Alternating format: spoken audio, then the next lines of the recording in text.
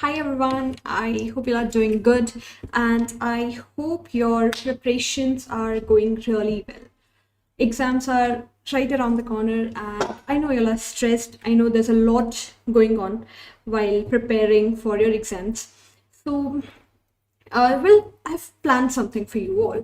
We will have 2 days of marathon for financial reporting. Ma'am, what are we going to cover in these 2 days? My dear friends, we will spend 6 hours today together. So first day one, that is today, we will cover one of the most important chapters of your financial reporting, that is consolidation. So day one, we will cover our consolidation. Ma'am, in detail? Yes, in detail. A really in-depth revision. So if you start studying on your own, if you revise on your own, you might take around, let's say, 2 or 3 hours. We'll try to cover it in 1 hour, 30 minutes kind of a thing. Then we will cover another important chapter, that is NCA, non-current assets. Ma'am, what are we going to cover in this? We'll cover IAS 16, 40, 36 and 38. Okay, so this is the major target for the day, for today, and if time permits we'll cover another small chapter, that is IAS 37 and IAS 20 and 23. If time permits we'll cover these two. So the focus for the day is this. Now ma'am, what are we going to cover tomorrow? So day 2, my plan for tomorrow for you all is we'll do revenue, another important chapter, revenue, leases, and another favorite chapter, that is financial instruments. So this is my target for next 2 days. If we cover this much, and of course, yes, one more thing, that is interpretation of your financial statements. Now when I say consolidation, this includes cash flows as well. So with this, we'll be able to cover around 80% of your syllabus within just 6 hours. With, of course, yes, we'll take up some questions as well from your exam kit. So I am referring BPP material for practice questions. If you're using any other author, that is also fine. The logic remains the same. If your concepts are clear, you will be unbeatable. So without wasting a single minute, let's start with our consolidation. One of the most favorite chapters of your examiner, and you all know this chapter, all the combined chapter, associate and your equity accounting, disposal, everything, it covers a good amount of your syllabus. It will cover really good marks from your exam. Okay, so I hope you are doing well and I hope you all are enjoying while studying. That is more important. I'm telling you, this is the period that you will really enjoy. When you clear your ACCA exams, you will miss these days. So don't just study for the sake of studying, enjoy while you're studying. Okay, so let's start. Consolidation. So I've prepared some notes. This helps us revise better. So consolidation. So you all know if you are tested, I mean, you know the section C. You may be tested on a full-fledged consolidation question. Section C, for 20 marks, you can have a full-fledged question where they can test you on consolidation. So ma'am, what are we going to cover here? We'll cover everything in these notes. We'll try to cover each and every aspect of your consolidation, all the possible adjustments. So let's start without wasting a single minute. Let's start. So you all know the very first working note. I'll go in the flow of working notes. If you have any doubts, you can definitely drop a text. I will check your messages. Now, the very first working note that we prepare is a group structure. And what do we do in group structure? We start with parent and we see if it controls. Let's say, I'll give you an example. P Limited controls, has 80% stake in S Limited.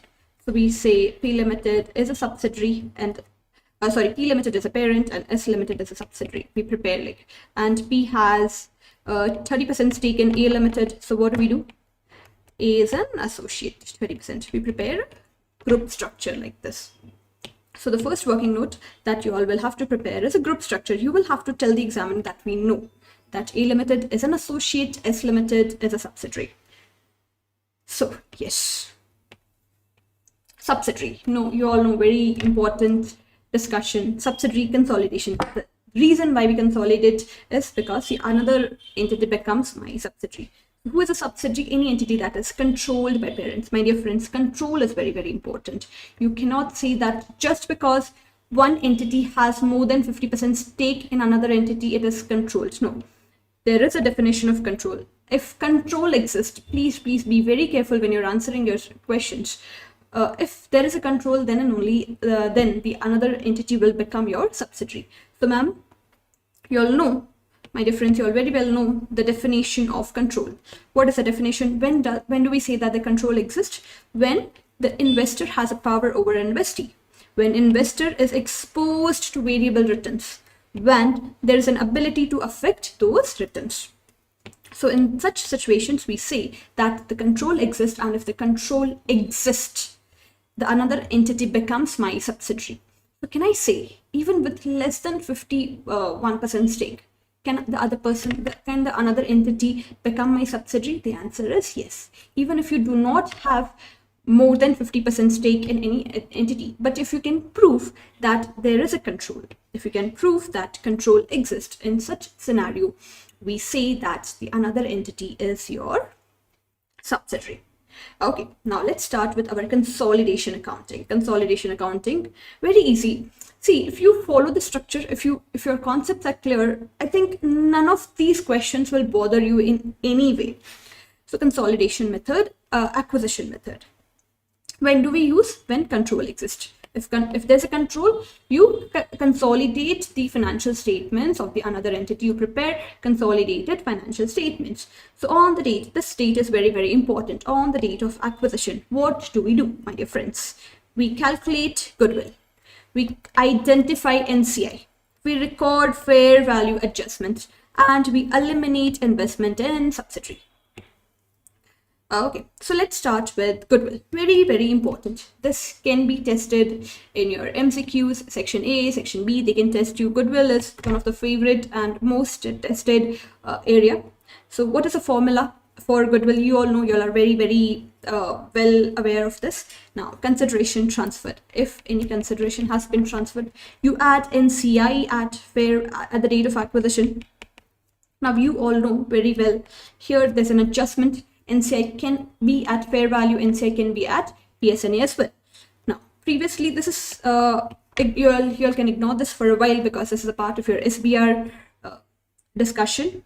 If fair value of previously held interest. Now, less fair value of identifiable net assets, less fair value of your identifiable net assets, and equals to goodwill. Now here, there are three important things that we need to discuss. And what are the three important things that we'll discuss? You can ignore this for a while. First one is consideration.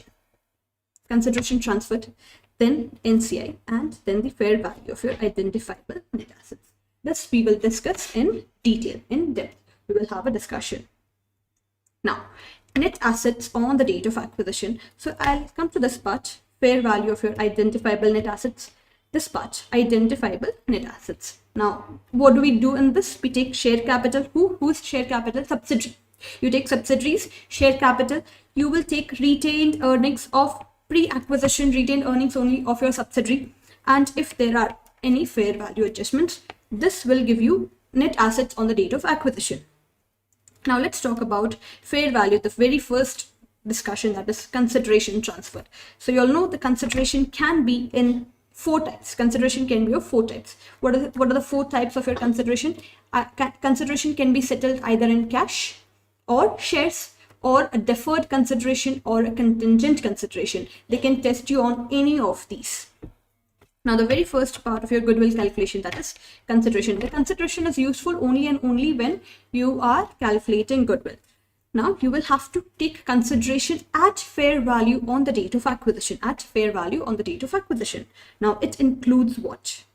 First one is immediate consideration. Immediate consideration means any assets transferred, any liabilities incurred, any equity shares issued. So if there are any transaction costs, you will expense it to P&L. It is not a part of your consideration. Now, the other one is deferred consideration. Deferred consideration means you will pay 2 years later. Let's say the parent has promised subsidiary that 2 years later we will give you 2 million, 4 million, 5 million, whatever. So this is your deferred consideration. You're deferring the consideration. So deferred consideration, my dear friends, is always taken on present value. If they are giving you deferred consideration, they will give you a rate, not rate, a percentage, maybe 10%, 20%, 30%, whatever is the cost of capital. It can be by saying cost of capital. So you will have to discount your deferred consideration. You'll have to bring it to the present value. Deferred consideration, because you are paying, the parent is paying this consideration 2 years later. So 2 years later, whatever amount, okay, I'll give you an example. I'm parent and you're my subsidiary. I will pay 2 million to you 2 years later. Now this 2 million is future value. I want a present value. I will have to discount this future value of 2 million to the present value using a discount rate given in the question. They will give you, if they have given you, if they're testing you on this part, they will definitely give you a rate of discount using which you'll have to discount it. You'll have to bring it to the present value. The next one is your contingent consideration. Now, contingent consideration is nothing but any consideration that is dependent on happening or a non-happening of a future event, uncertain future event. For example, usually the very the very common area is, they'll say if the subsidiary's profits exceed by 5 million, 6 million, in that case we will give additional. If at all the profits exist, we'll give something extra. So this is nothing but your contingent consideration. Now this is measured using what? This is measured using the fair value at the date of acquisition. This is measured using fair value at the date of acquisition. Okay, so with this we have covered our this part, consideration part. Consideration, one important area is, one more thing that I want to tell you here is shares. If the consideration is settled by issue of share capital, let's say, I'll give you a scenario. For example, P company has acquired, we have two companies, P company and S company. S company has total 1 lakh shares and P company has acquired 80% of these shares. So how many shares have we acquired? Can I say 80,000 shares we have acquired? Yes or no? Now, they will sometimes give you that the consideration is settled by issue of shares. Now, they will say 1 for every 8 shares issued. 1 for every 8 shares issued. So you will write, okay, how many shares are we issuing? So how many shares? 1 for every 8 shares acquired. 1 for every 8 shares acquired. 1 share will be issued for every 8 shares acquired. So for 80,000 shares, how many shares we will issue? Can I say 10,000 shares? So this 10,000 is the number of shares that parent is issuing of its own to subsidiaries shareholders. Now this is in the form of shares. You will have to multiply with share price of who? Parent. You will have to multiply it with the share price of parent. This will give you your share consideration. This will give you your share consideration. Okay. So with this, we have covered our 3 areas of your consideration part. So what is an important memory line that you'll need to remember? If at all you get confused in exam, it is very much normal to get confused. So just remember one thing. If they have given you deferred consideration, you will take it at what? Present value. If they have given you contingent consideration, at fair value. Now, contingent consideration fair value, how do we calculate? You don't have to calculate. They will give you in the question. They will tell you what is the fair value of your contingent consideration. We don't have to calculate anything. Any transaction cost, you will have to expense it to the P&L. Okay. The next part is assets and liabilities at the fair value date. Now, on the date of acquisition, you will have to take parent and subsidiary. Parent will have to take all the identifiable assets and liabilities of subsidiaries at fair value, not at the carrying value. So it means there is a possibility that your carrying value can be different than the fair value. Yes. So that is why we do what? Fair value adjustment. So any difference between fair value and the carrying value is a consolidation adjustment. And what is the meaning of consolidation adjustment? This adjustment is done only and only for what? Consolidation part. This does not impact anybody's individual financial statement. Adjustment made only in group accounts, only and only in group accounts, this does not impact your what? Individual financial statements. Now, I'm giving you some very commonly tested areas. For example, restructuring and future losses. If there is any restructuring or any future losses, you do not recognize this. You will not take this into consideration. This is not your liability. You all already know IAS 37. These are not your, this is not your liability. So any future operating losses, any planned restructuring cost, this will not have any impact in your fair value adjustment. You will not take this in your fair value adjustment. Why? Because no present obligation exists on the date of acquisition. So you will not take this into consideration. Now, there are certain items that are recognized only and only in consolidation. Now, what do you mean by only on consolidation? In the individual financial statements of subsidiary, you will not find these elements ever, anytime, because you all know that IAS 38 does not permit recognition of these items. Now, what are those items? Some items are not recognized in subsidiary's own book, but may be recognized in group. First one is internally generated intangible asset. You all know IAS 38 prohibits recognition of internally generated intangible asset. So what do we do, ma'am, if there is any internally generated brand? So what do we do with that? We will recognize in our consolidation adjustment. So for example, let's say ArivuPro Limited acquired Lakshya Limited. So in that case, what do we do? If there is any internally generated brand, okay, you will recognize that internally generated brand. That book, that brand would not have been recognized in the individual financial statement of the subsidiary. We will recognize when we are doing our fair value adjustment, we'll recognize that brand at fair value. Now, how do we calculate the fair value? You don't have to calculate for now. It will be given in the question. So first one, usually they will test you on brand, any brand or any, maybe I'll give you some hints, any internally generated customer list. So these assets are not recognized when we are preparing individual financial statements because of the restriction by what? IAS 38. The next one is contingent liability. So if you're recognizing an asset, you will have to recognize a liability also. So contingent liability, we know we do not recognize contingent liability. We just disclose it in the notes of accounts.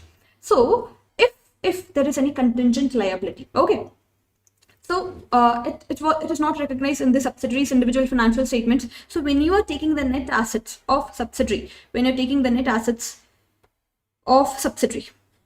it is not included anywhere here. So what do? We will have to recognize it. Yes, we will have to recognize it. But when do we have to recognize it? Only and only if the present obligation exists.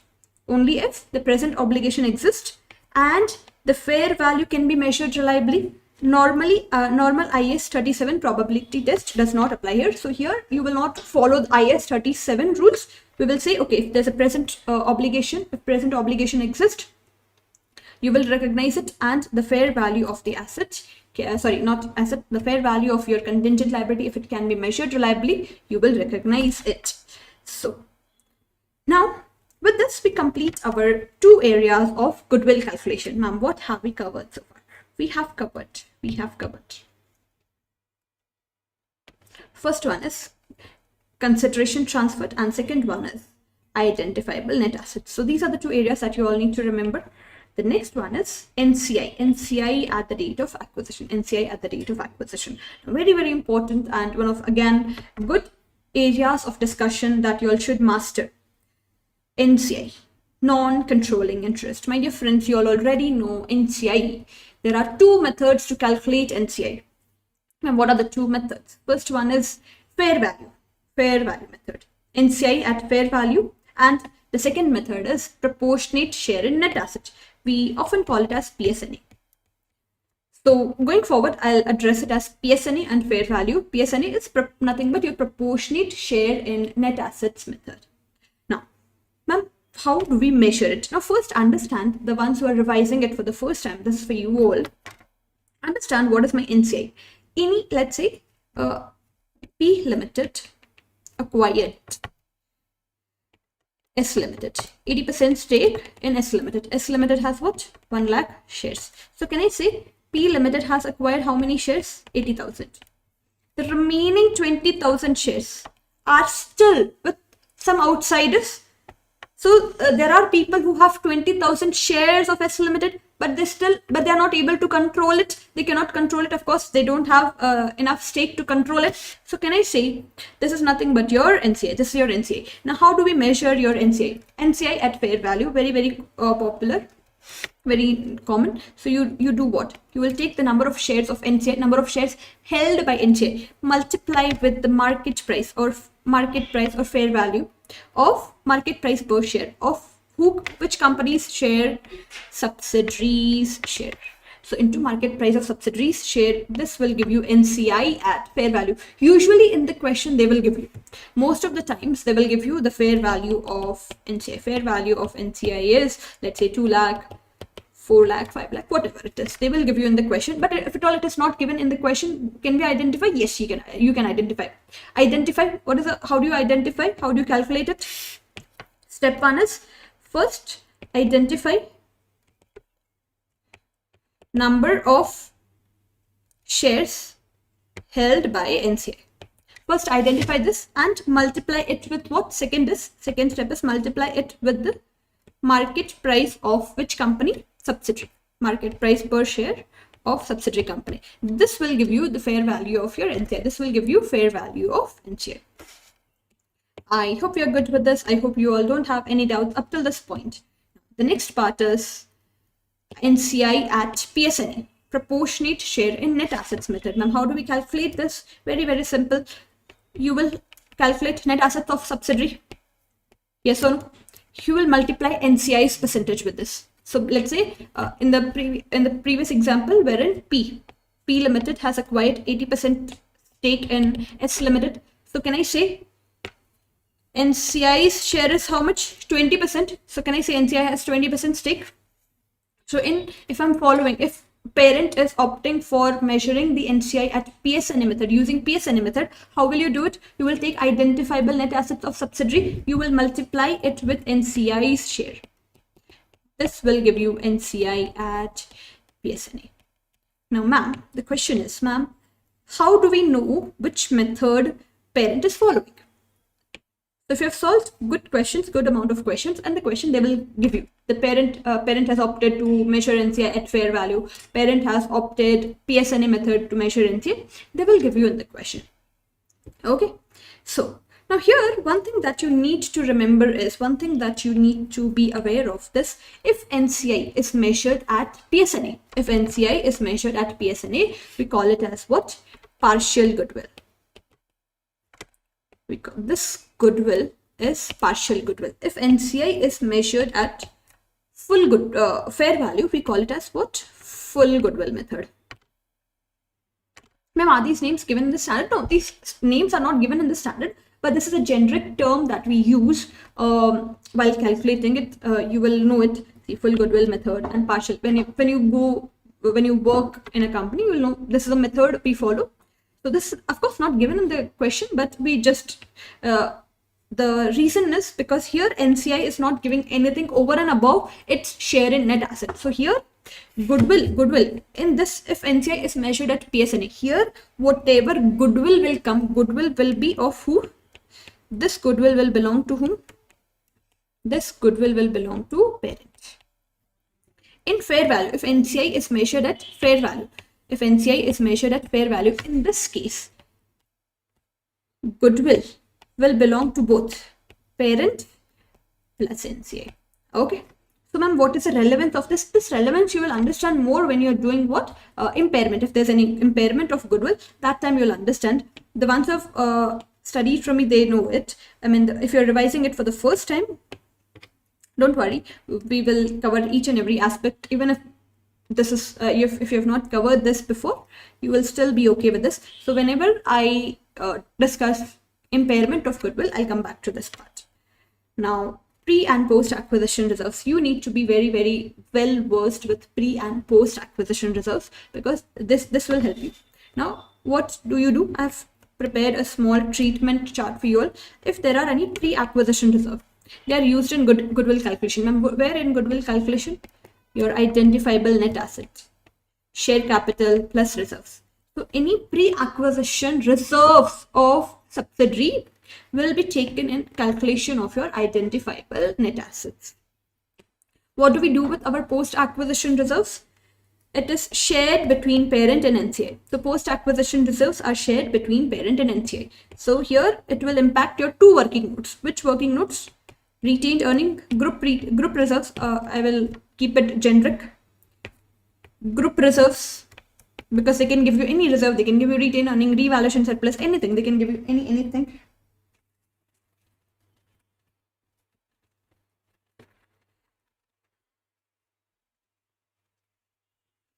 So this will impact your group reserves plus your NCI working note. NCI working. Okay. So you will have to share any post-acquisition reserves are to be shared between parent and your NCI.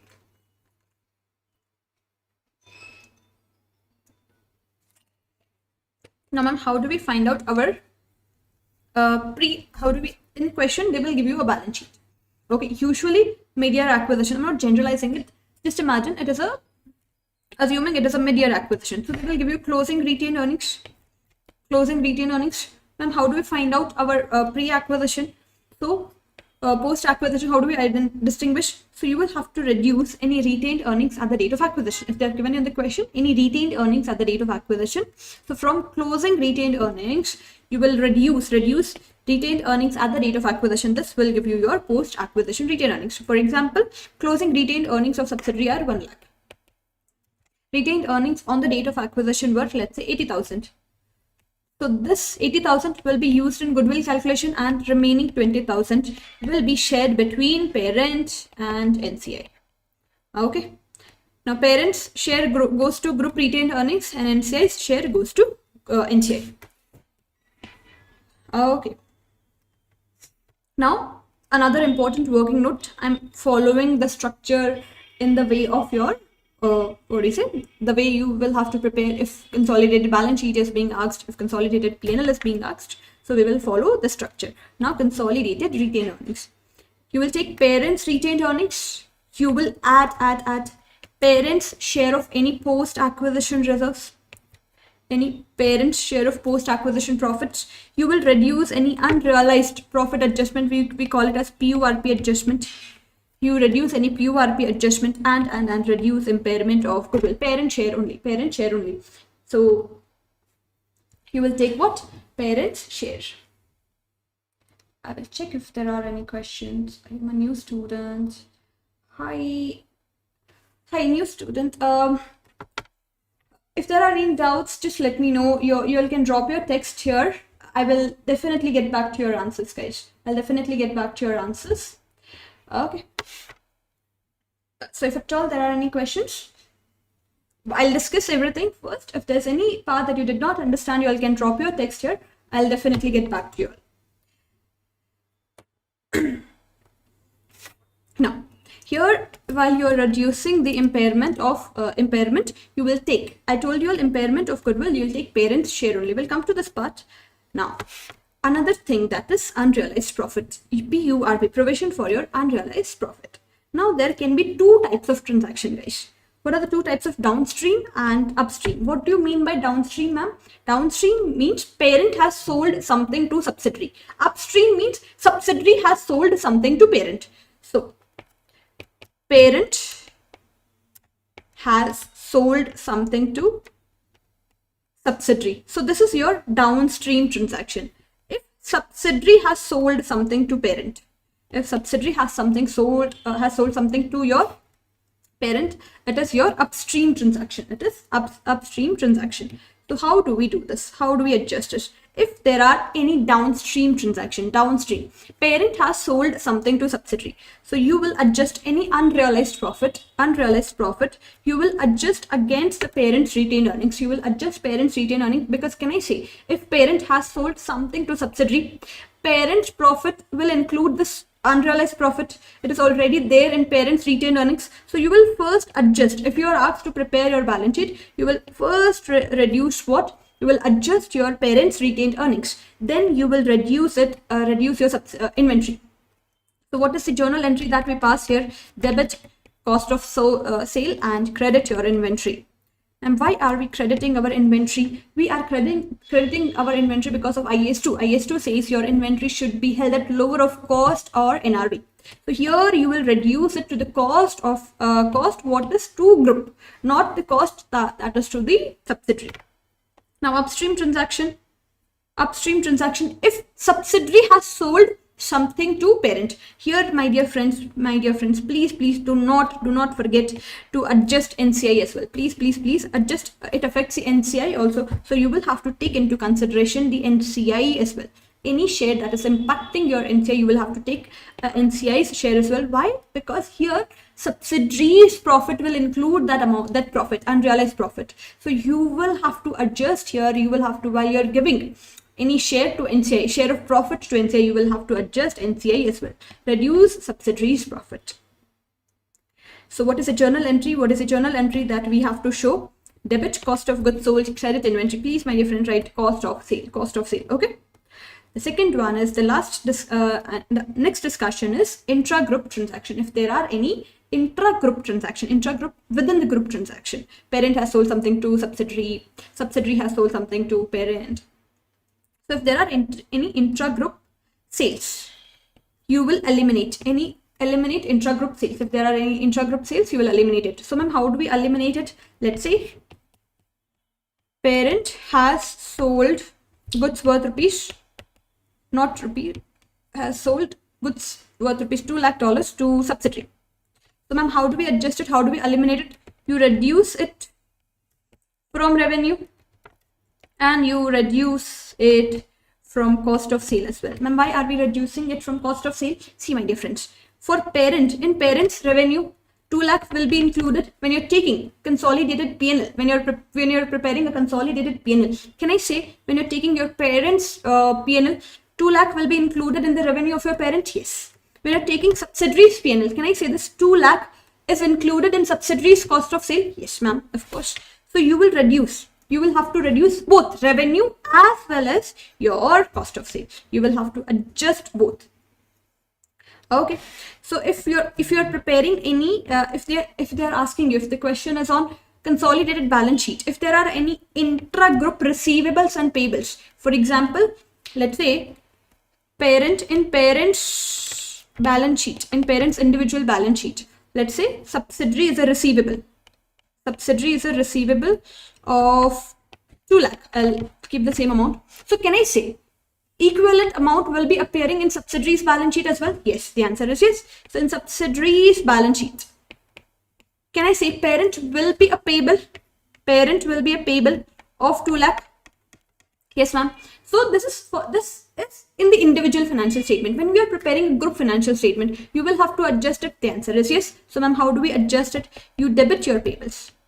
You debit payable and you credit receivable, same amount. I mean, of course, this amount will remain the same, amount cannot change. So this is called elimination of your intra-group payable and receivable. Do you all have any doubts up till this point? Do you all have, the ones who are attending, anybody has any doubt? Anybody has any doubt up till this point? Tell me. Okay, so assuming we're good up till now, let's move forward. So usually they will test you. These are very, very, with these revisionary notes, you will complete 99% of your whole consolidation. Now, intra-group sale of PP, very much popular, very much common. You all have seen this. You all would have seen this in your questions. So what happens? Parent, here in the previous discussion, we were discussing about intra-group sale or purchases. Now here we are talking about what if we are selling what parent or subsidiary are selling each other PP. So how do you do it? In individual books, can I say in individual book, the seller will record profit or loss and buyer will record a purchase price and it will depreciate. So let me take an example for you all. Let's say parent sold PP of 5 lakh to subsidiary. So this is a selling price. This is selling price. Let's say the carrying value of this PP in parent's book was 2 lakh. So what is the profit that parent would have recorded in sale, what is the profit that parent would have recorded? Can I say selling price minus your carrying value? Can I say parent would have recorded a profit of 3 lakh in its individual financial statement? Yes. So seller will record a profit or a loss. Now subsidiary will record purchase of 5 lakh. Now what is it? As per IAS 16, you will depreciate the cost. So what is the cost for subsidiary? 5 lakh. Subsidiary will depreciate 5 lakh going forward. Yes or no? So what do we have to do? This situation will be there in the individual financial statements. So what is the consolidation rule? Individual financial statement, let them be. We don't touch them. We are preparing consolidation financial statement. So you will have to show asset at cost to the group. So can I say in my individual financial statement, in subsidiaries financial statement, cost is what? 5 lakh. But this is not the cost to the group. Cost to the group is what? 2 lakh. Yes or no? So you will have to bring it back, bring it down. Just the way you reduce your inventory, you will have to reduce it down to the 2 lakh, because the cost, the actual to the group, the cost is 2 lakh. To subsidiary, cost is 5 lakh. But to us as a family, cost is 2 lakh. So you'll have to bring down the PP at 2 lakh. Yes, ma'am. The next one is eliminate any unrealized profit. Yes, of course, there will be an unrealized profit. In whose book? In our example, the profit will be in the book of whose? In parent's book. You will adjust the excess depreciation. Ma'am, how excess depreciation, my dear friends? You are bringing down your PP to 2 lakh, but you're depreciating 5 lakh. Yes or no? So you will have to adjust. Here, there will be an excess depreciation. If you're depreciating 5 lakh, but the cost is 2 lakh. So you will have to adjust this extra depreciation. You will have to adjust the excess depreciation. Okay, so no adjustment if the sale is at close. Now, adjustment. Now, if whatever is an unrealized profit, now please pay attention. The sale can be by parent to subsidiary also, or can be by subsidiary to parent also. So transfer price minus carrying amount will give you your profit. Now, what do? You debit seller's retained earnings, because the seller is the one who has made the profit, and you will credit PP. So can I say by crediting PP, I'm reducing my PP? Yes. So in this case, what you will do in our example, what we will do? You will debit parent's retained earnings, and you will credit PP by what amount? 3 lakh. The profit that we made by unrealized profit, the profit of 3 lakh.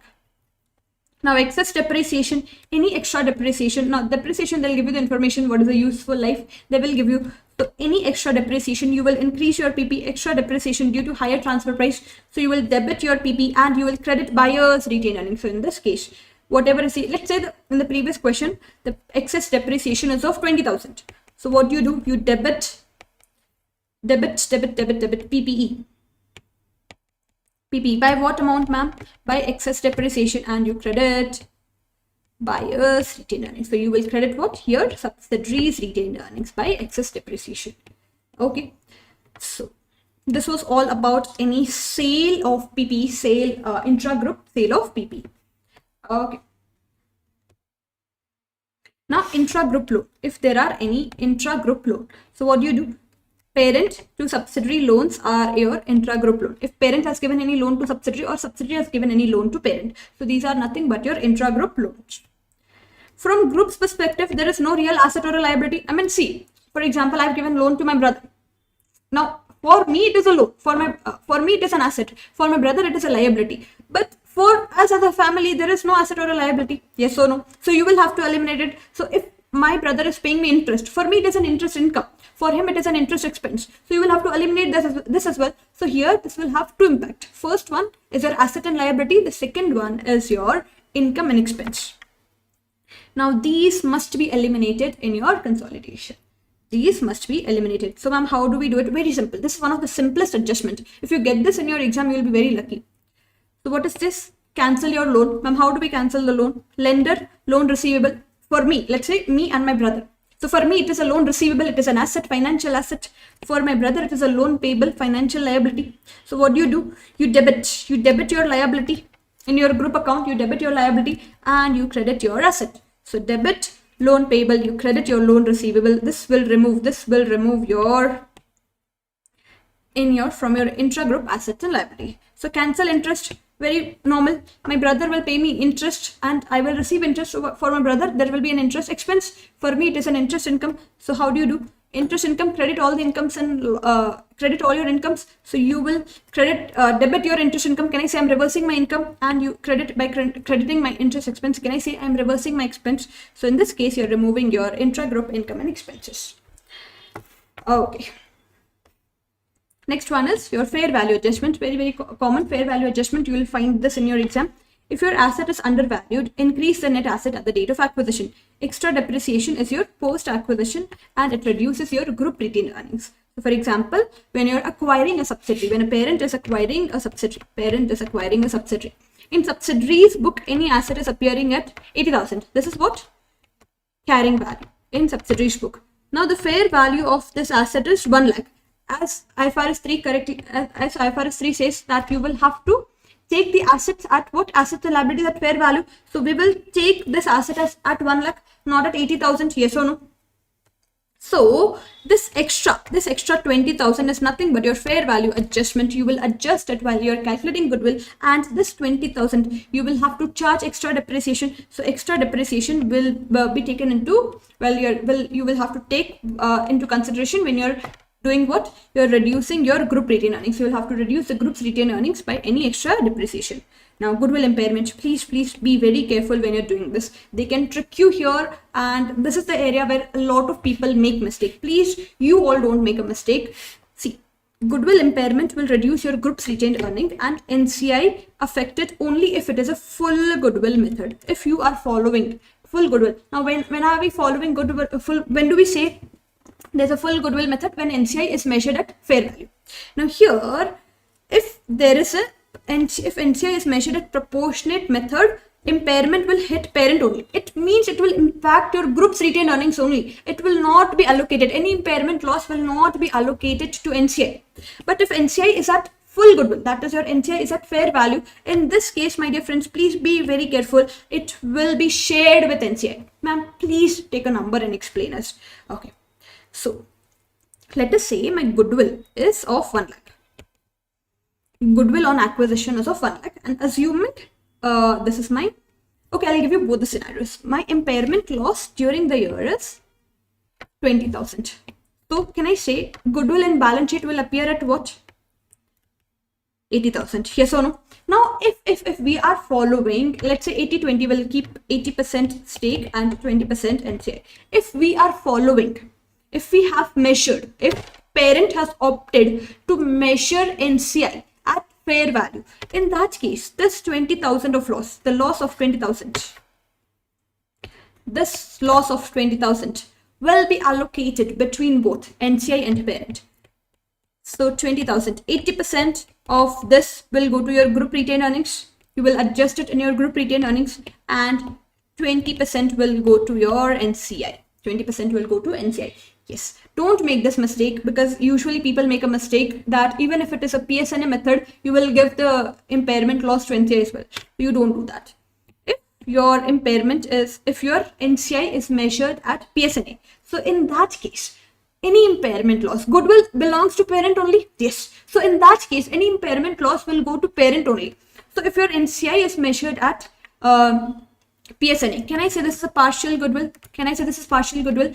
This loss of 20,000 will go to parent only, not to parent and NCI. Please do not give the share of this loss to NCI as well. Don't make that mistake. Okay. So be very careful. If NCI is at PSNA and if they have impaired goodwill, be very careful when you're allocating the impairment loss. Okay. So I hope you're okay with this part. I hope you all won't make this mistake, this very small mistake. Because of this very small mistake, you can lose marks. Don't make this mistake. Now, very quickly, we'll revise our consolidated financial position. Any balance sheet, if there's any consolidated balance sheet, how do we prepare? What is the format? You will start with assets. Parent's asset, subsidiary's asset. You will add parent plus subsidiary. Then you will take group goodwill, and if there are any intra-group adjustments. Equity, my dear friends, please take equity of parent only. You will take equity of parent only. Retained earnings, groups retained earning, consolidated retained earnings. We have already learned how do we calculate it. NCI, then you will don't forget. See, people do calculate. People often calculate NCI, but they forget to add this in the balance sheet. When they are preparing balance sheet, please don't do this. Don't make this mistake. Do not forget to NCI to add NCI as well. Now liabilities, you will take off both parent and subsidiary, any intra-group balances. You will eliminate, do not forget to eliminate if there are any intra-group balances. Now associate. My dear friends, so far we were discussing about your consolidation accounting. Now let me take you all to equity accounting. My plan is to revise each and every consolidation aspect, then we go to questions. Then your questions will be so smooth, you will feel like, okay, wow, this is very easy. Now, as you all know, as you all are aware, just 1 minute, allow me 1 minute.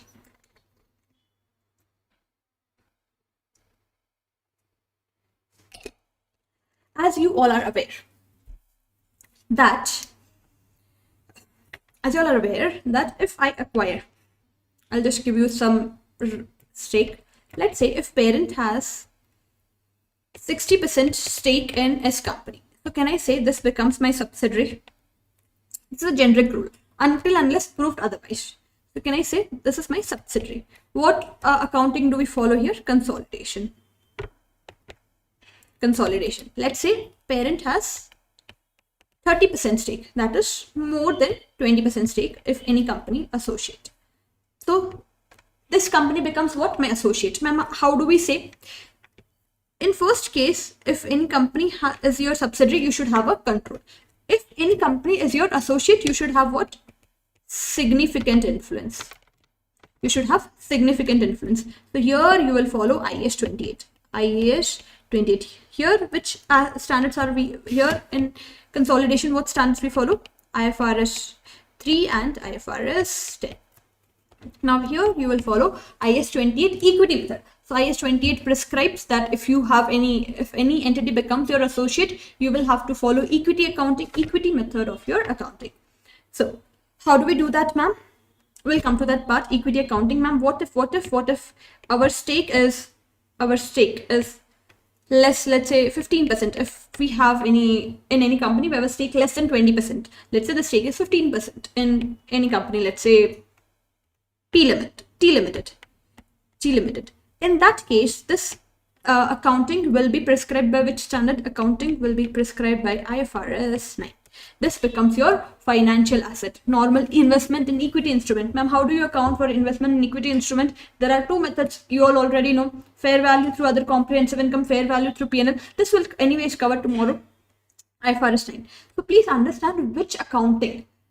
Depending on the stake in any entity, my accounting will change. If my stake is more than 50%, then it becomes what? My subsidiary. I have a control. I will have to follow consolidation accounting. If stake is more than 20% up to 50%, more than 20% up to 50%, it is my associate. I will have to follow IAS 28 for your equity accounting, equity method of your accounting for accounting of your associates and joint ventures. If the stake is less than 20%, your IFRS 9 will come into picture. You will have to account for it using IFRS 9.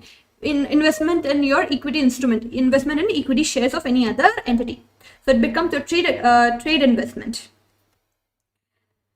So ma'am, now we have learned how do we do the consolidation accounting. Ma'am, how do we do accounting of associates? This is also a part of your consolidation. So how do we do the accounting of your associate when there is a significant influence that is more than 20% stake? So initial recognition at cost. Ma'am, what is the cost? Any amount paid to acquire the associate. Subsequently, what do you do? Subsequent accounting is very, very important, my dear friends. Subsequent accounting is very, very important. You will take cost. You will add post-acquisition, share of post-acquisition profit. Please. Here you will take post-acquisition profit, but you will not take the share. So let's say associate's profit. Associate, I am P Limited. I have 30% stake in what? A Limited. Associate's profit during the year are 1 lakh. So here I will add 30% of 1 lakh, my share. I will take only my share. I will not take the whole share. I will not take the whole profit. So my share, less any dividends received, this will give you your carrying amount. So this working note is very, very important. Very easy, very simple. IAS 28 is one of the simplest standards you'll ever learn. just follow this formula. Cost, add post-acquisition profit, less any dividends received. This will give you your carrying value at the year end. Now, this appears as what? As a single line in your statement of financial position and a single line in your P&L. So you will, any profits from associate are also shown in your investing activity. In your investing, you know, now your P&L has 5 categorization: operating, investing, financing, income taxes, and your discontinued operation. So this share of profit will appear in which category of your P&L? Investing category. I hope you all are okay with this part. Any doubts up till this part? Because here we are winding up with this consolidation part. Then I'll go to the disposal part. Does anybody has any doubt up till this point? Can we go forward? I hope you all are okay. Any doubts? Any questions? Okay. So when you are closing and when you're completing your question, please ensure that you have correctly calculated your goodwill working note, you have correctly taken care of your impairments, you have taken care of your fair value adjustments, if at all there are any, you have taken care of your extra depreciation, you have taken care of your PURP adjustment, any intra-group balances, intra-group dividends, and associates calculation. So these all adjustments, this is the checklist. If you tick everything, then your balance sheet will definitely tally. There is no way your balance sheet cannot tally. Just make this checklist. Just ensure that you have correctly calculated each of these things. Okay. Now we talk about disposal of a subsidiary. Disposal. When you are selling a subsidiary. Now, my dear friends, you all know there are 2 types of disposal. One can be a partial disposal and full disposal. As far as your FR syllabus is concerned, you all have only have full disposal. You don't have partial disposal. Okay. So parent separate financial statement. Now this disposal will impact your 2 financial statement. First one is it will impact your individual financial statement of parent, and it will also impact your group's financial statement. So how do you calculate, ma'am? Why it will impact my individual financial statements, ma'am? See, in my individual financial statement, my investment in subsidiary will appear at cost. Yes, so you all already know this. It will appear at cost. So you will have to, in your individual financial statement also, you'll have to adjust it. So first adjustment in your individual financial statement, it is very, very easy. Very, very simple. If your investment in subsidiary carried at cost or fair value as per IFRS 9, profit on disposal, sale proceeds minus carrying amount, this will give you your profit and loss. Simple. Just very, very simple. This will be your profit and loss. This will impact your individual financial statement. Now, when I'm talking about group financial statement, my dear friends, when you're preparing group financial statement, it impacts when you're consolidating your subsidiaries financial statement with parents financial statements. What are the 3 things that we add here?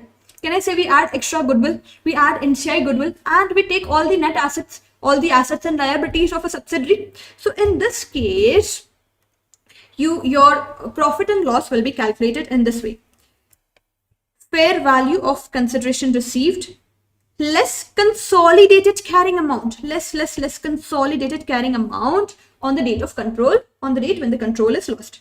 So how do you do this? Where consolidated carrying amount, what do we say? What is the meaning of consolidated carrying amount, ma'am? You will take your net assets, you will take goodwill, you will less any NCI at the rate of control. This will give you your consolidated. So let's say my net asset on the date of acquisition are not on the date of acquisition, on the date of disposal are 1 lakh. I will take goodwill on the date of disposal. Don't forget, you will have to take goodwill on the date of disposal. Let's say goodwill on the date of disposal is 20,000, and let's say NCI on the date of disposal is 10,000. So this will give you nothing but your consolidated carrying amount. So this is nothing but 1,10,000. You will reduce it. So whatever is the consideration that you have received less consolidated carrying amount will give you your profit and loss on the date of disposal. My dear friends, please be very careful when you are calculating this. So ma'am, what are the things that can affect my goodwill on the date of disposal? Impairment. Only one thing, that is your impairment. Be considerate about your impairment. Ma'am, what can impact my NCI on the date of disposal? Just take care of your NCI. Just the way you calculate your NCI on the date of acquisition, NCI is share of post-acquisition profits, any impairment loss if NCI is at what? NCI is measured at fair value. So just be careful, just like any other calculation of NCI. just the way you normally calculate NCI, but make sure you're calculating your NCI. You do not take NCI on the date of acquisition. Ensure you're calculating your NCI on the date of disposal. Very, very simple. This is one of the simplest adjustment you'll ever get. Now, group P&L, consideration minus net assets and this.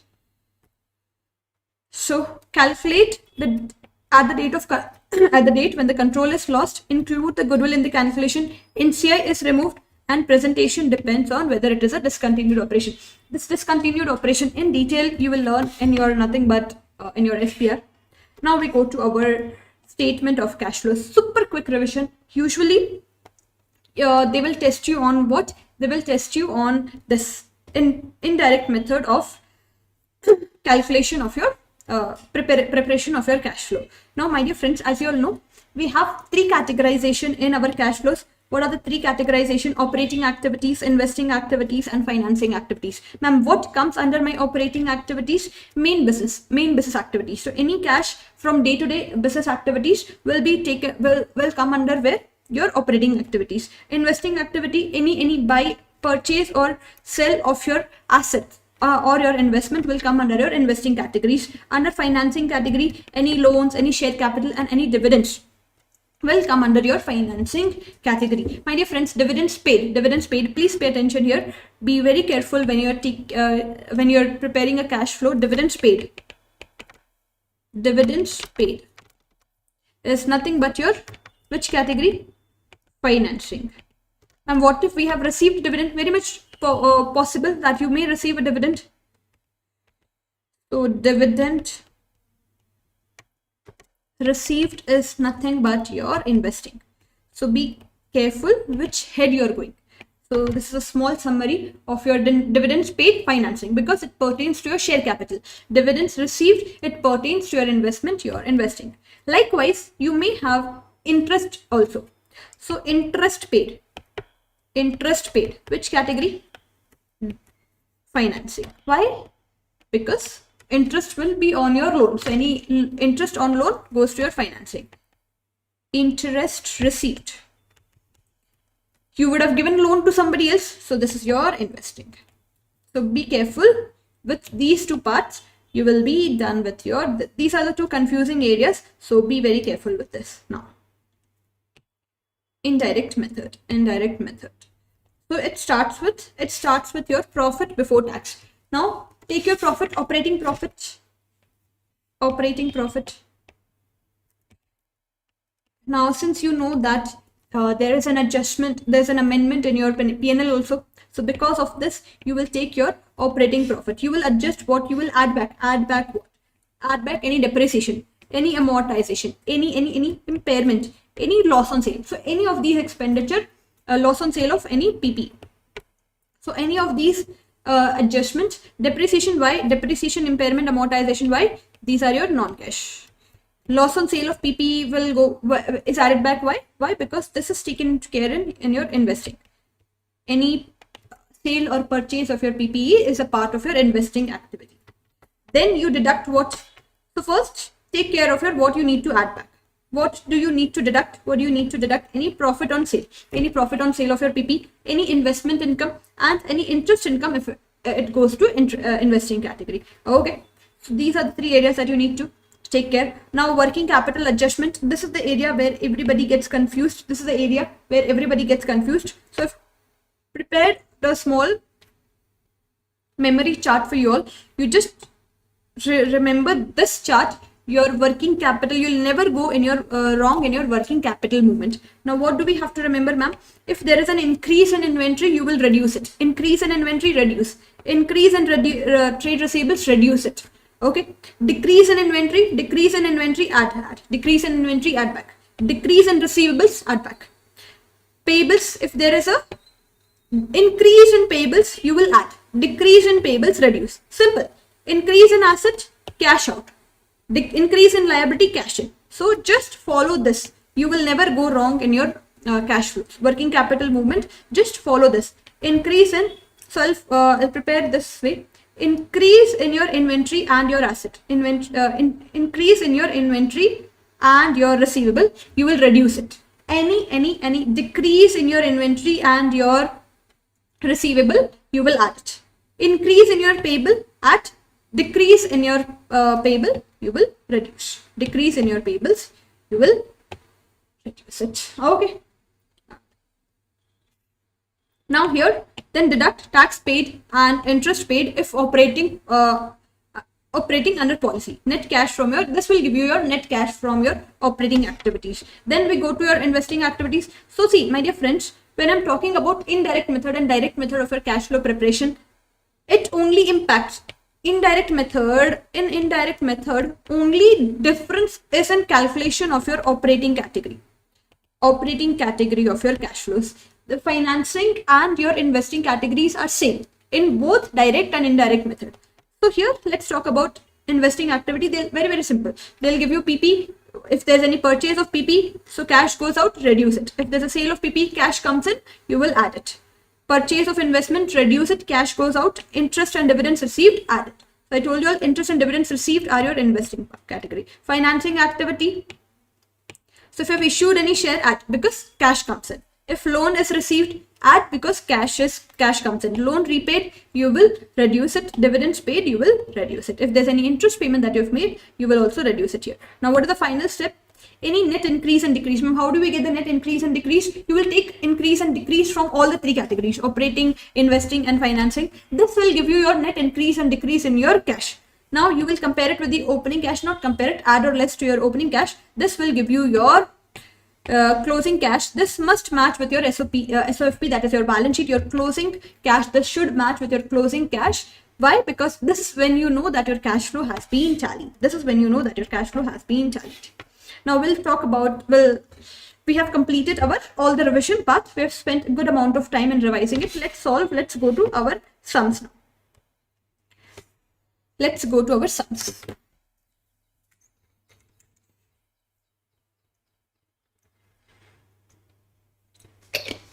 Does anybody has any doubt up till this point? Anybody has any doubt?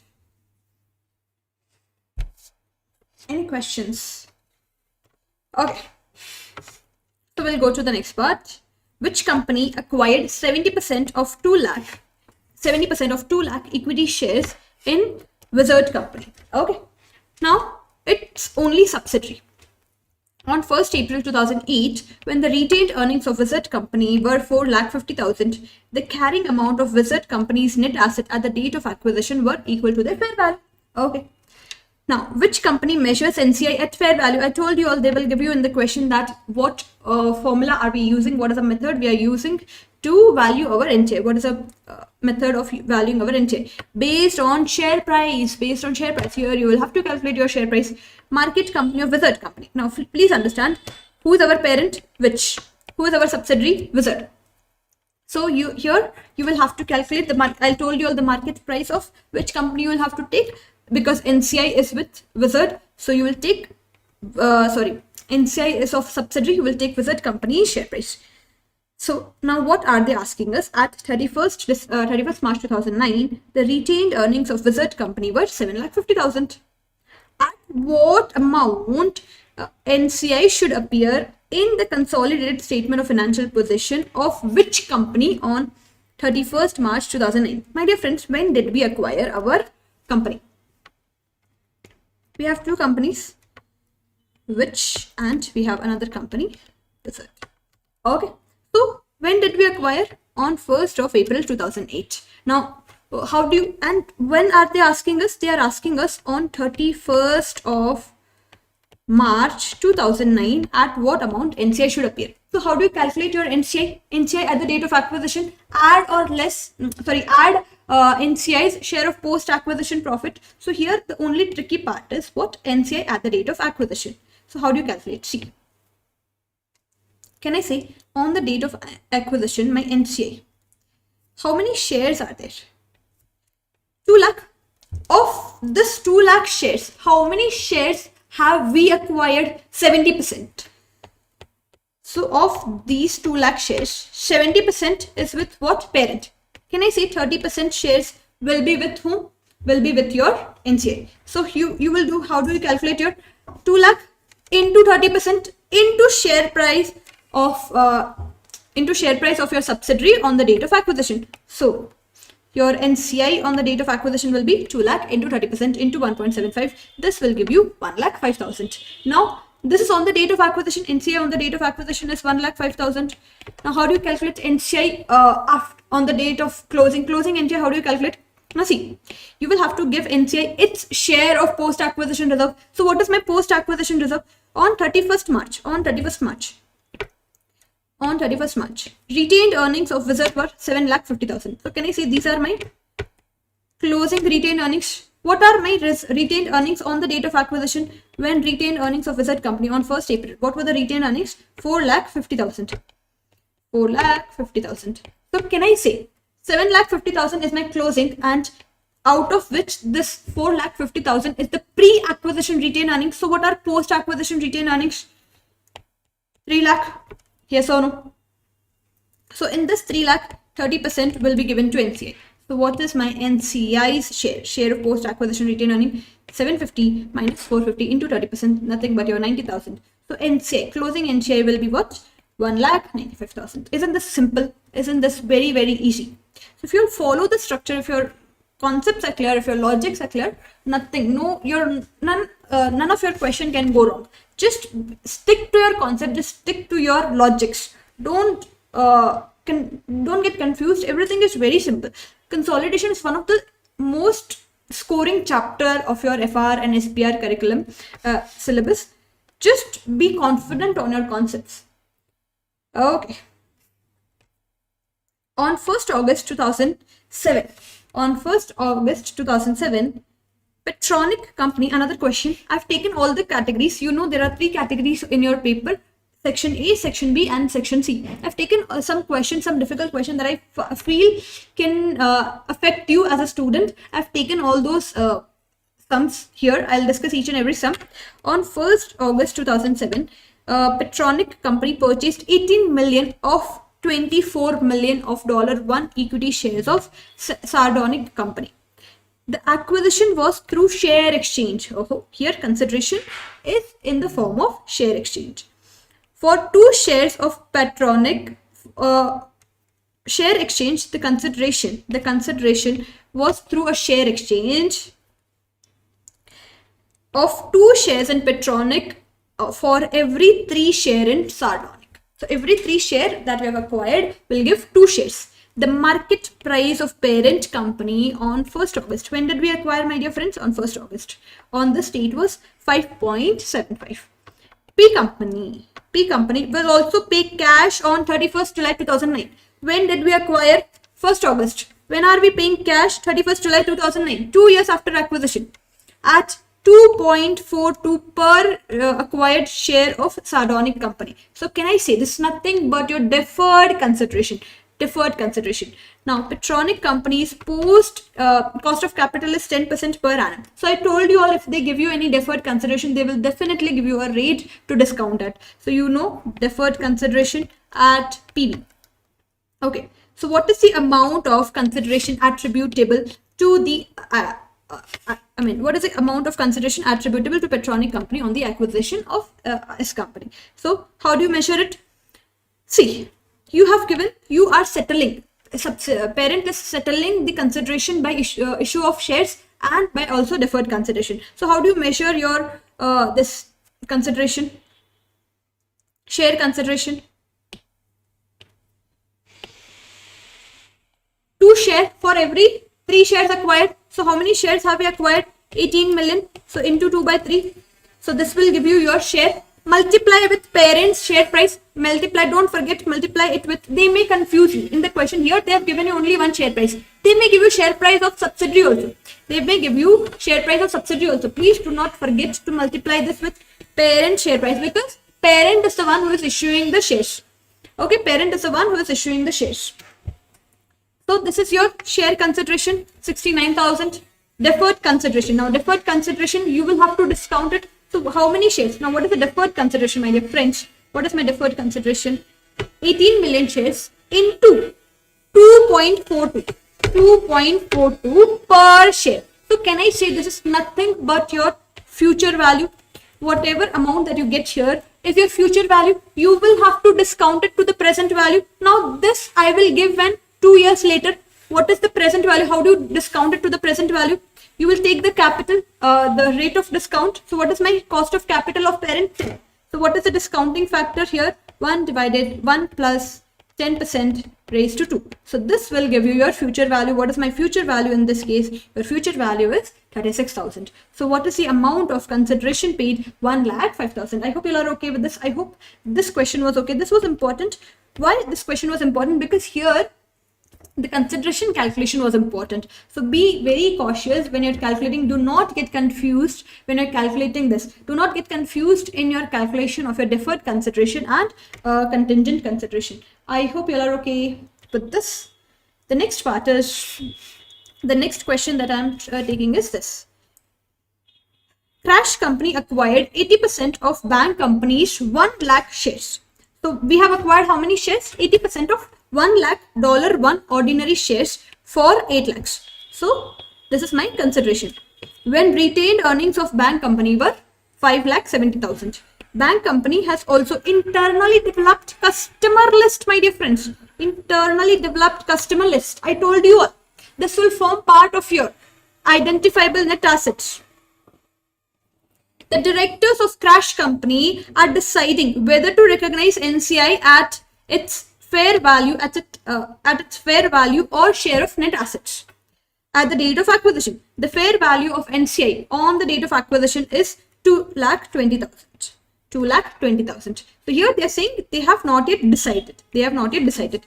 So normally they will test you here. They will tell you, they'll ask you to calculate goodwill using both fair value method and PSNA method.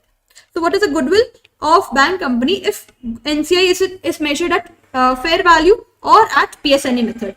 So can we calculate it? Very, very simple, guys. Very simple. What is the formula for calculation of our goodwill? Consideration, add NCI less fair value of your identifiable net assets. So here when you're taking fair value of your identifiable net asset, please do not forget to take this also. Please do not forget to take this also. So let us calculate this. What is my consideration transfer? In both the cases, consideration will be 8 lakhs only. Now, how did you get this 8 lakhs? This consideration. This will be your consideration. Okay. You will take NCI. Now, NCI will change, my dear friends. NCI will change here. NCI. If NCI is measured at what? Fair value. NCI is measured at fair value. You will take the fair value as it is. If NCI is measured at fair value, you will take the fair value as it is. 2,20,000. Now, if NCI is measured at PSNA, so you will take identifiable net asset and you will multiply with the NCI share. Now, what is my NCI share? If I have acquired 80%, can I say 20% as my NCI? Can I say 20% as my NCI? So, how do you calculate this? See, when you're taking net assets, you will take what? Share capital of subsidiary 1 lakh. You will take retained earnings of subsidiary 5,70,000. Also, you will add your customer list. So this gives me my total net assets of how much? 7,60,000. So when I'm taking my NCI at what? PSNA, I will do what? How do I get my NCI at PSNA? 7 lakh. Total net assets of how much? 7,60,000 into 20%. So this will give you your NCI at PSNA. So in this case, your net assets remain the same. Ma'am, net assets, share capital, how did you get this? They've already given in the question of $1 shares. Now, what is the retained earnings? This. So this is your net assets plus 90,000. So reduce your net assets of 7,60,000. In first case, your goodwill will be 2,60,000. In second case, your goodwill will be 1,90,000. I hope you are okay. Any doubts, any questions up till this point? Any questions up till this point? Please tell me.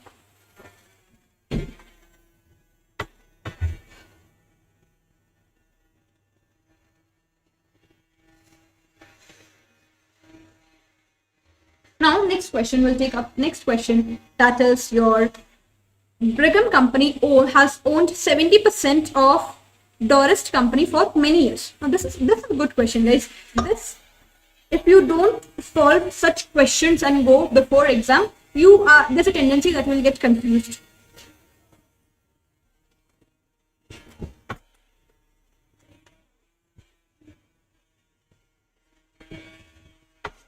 Okay.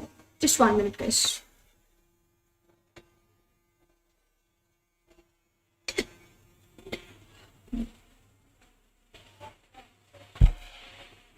Now, Brigham Company has owned 70% of Dorset, 70% of Dorset Company for many years. Many years. It holds $5 million 8% loan note from Dorset Company. The financial statement of Dorset Company shows a profit for the year ended 31st December 2006 of 1.3 million. So this is my profit of subsidiary. Now, Brigham Company acquired 80% of equity shares in York Company on 1st July 2006. 1st July. Be very careful when you are solving such question. If they have given you dates are very, very important. There's a reason why they've given you a date, because it may impact your any calculation. When did we acquire? On 1st July. The financial statement of York Company shows a profit of how much? 2.4 million. The profits of group companies, not good companies, accrue evenly throughout the year. What amount is attributable to NCI in consolidated statement of profit and loss? So please pay attention, my dear friends. Here your NCI will be in two companies. You have seen Brigham Company has 70% stake of D Company, Dorset. 70% of Dorset, and we also have 80% of, we have acquired, this was there at the beginning of the year. This we have been holding for a long years, for many years. Now this we acquired during the year. 80% share we acquired in which company? York Company, during the year. Yes or no? Yes. So here you will have to give, there will be two NCI in Dorset and NCI in York, because none of these are wholly owned subsidiaries. You have 70% and 80% stake. Yes or no? So here NCI will be 30%, here NCI will be 20%. So you will have to give Dorset Company's 30% profit to whom? In Dorset Company's NCA, and here you will have to give 20% of profit of this company, York Company, post-acquisition profit. Post-acquisition, be very, very careful. Here do not take any profit. You will have to take post-acquisition profit. So 20% profit of York Company to NCI of York Company. Yes or no? Yes, ma'am. We are good with this. So how do we do it, ma'am? So we have prepared our this parent and this, sorry, B, and this is Dorset and this is York. Now what is the profit of this company, Dorset? 1.3 million. And what is the profit of this? 2.4 million. Now please pay attention when you are doing this. When you're taking profit, Dorset Company's profit, 1.3 million, yes or no? Now please do not forget to adjust intra-group interest expense. Intra-group interest expense of 5 million into 8%. See, there's an intra-group loan. There's an intra-group loan of 5 million. Do not forget to adjust your profit for this intra-group loan expense. So can I say the remaining profit, 1300 minus 400, 900 will be your profit that is to be attributable. So NCI will get how much? 30% stake of the adjusted profit. So adjusted profit will be NCI's share will be 900 into 30%. This gives me 270. So in Dorset Company, NCI will get 270.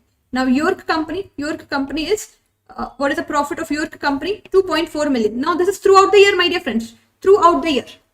When did we acquire? On 1st July. When are we closing our financial statements? When are we closing our financial statements? 31st December. 31st December. So can I say this York Company, my post-acquisition profits will be only for 6 months. 6 months is the part of profit that will be my post-acquisition, because I gained control on 1st of July. So 2.4 million into 6 by 12. 2.4 million into 6 by 12. This will give you your post-million profit, that is 1.2 million. Now York Company's NCI is what? 20%. So 1.2 million into 20% will be your NCI's post-acquisition share. So what will be my NCI? Dorset Company 270 and York Company 240. So 270 plus 240 will give you your NCI on the date of on 31st December 2006. So be very careful with two things here. Intra-group adjustment, do not forget. If you are asked to give what? If you are asked to give share NCA its profit. Do not forget to adjust for intra-group. Do not forget to adjust for any impairment, and do not forget if your NCI, if any subsidiary, if there's any mid-year acquisition, do not forget to adjust for your time apportionment. Do not forget time apportionment. This is very important. A lot of you all will make mistake. Please don't make mistake. These small mistakes you'll lose a lot of marks in these. So don't make these mistakes. The next one is the next question. J company owns 30% of M company. Now 30%. It becomes what? Associate. So be careful when you're analyzing such questions. During 31st December 2004, M company sold 2 million goods to J company, of which 40% were still held in inventory by J company. This is nothing but your PURP adjustment when goods are sold between parent and associate. So this is good here. A lot of you all get confused. So year end, M company applies 25% markup on all the goods sold. So please pay attention what it is, if it is an upstream transaction or a downstream transaction. So here first we need to know who is my parent and who is my associate. So J is my parent and M company, McClintock, is your associate. Okay, now here M company sold goods of worth rupees $2 million. So M sold to your parent. So can I say this is my upstream transaction?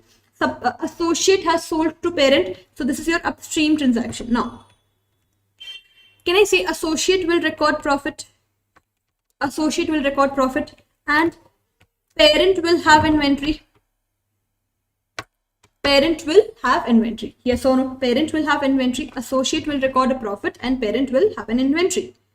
Now, how would the above transaction will affect the group inventory? So see, my dear friends, you will have to first calculate your unrealized profit. You will have to calculate your unrealized profit. How do you calculate your unrealized profit? What is my sale price? $2 million into what is, of which 40% are still held in the inventory. So into 40%, these goods are not sold to the outsiders yet. These goods are not sold to outsiders yet. So there's an unrealized profit on this element. There's an unrealized profit on this part. So 2 million into 40% are my unrealized. Now, what is the amount of, what is a markup? So markup, don't forget, if they have given you markup, so 25 divided by 125. Please, you will do. I know you are very well versed with your this part, PURP adjustment part. So this is, if it was my sale and purchase between parent and subsidiary, I would have done this only. But this is a sale and purchase between parent and associate. Do not forget to multiply with our share. Do not forget to multiply with our share. So how do you calculate it? How do you calculate it?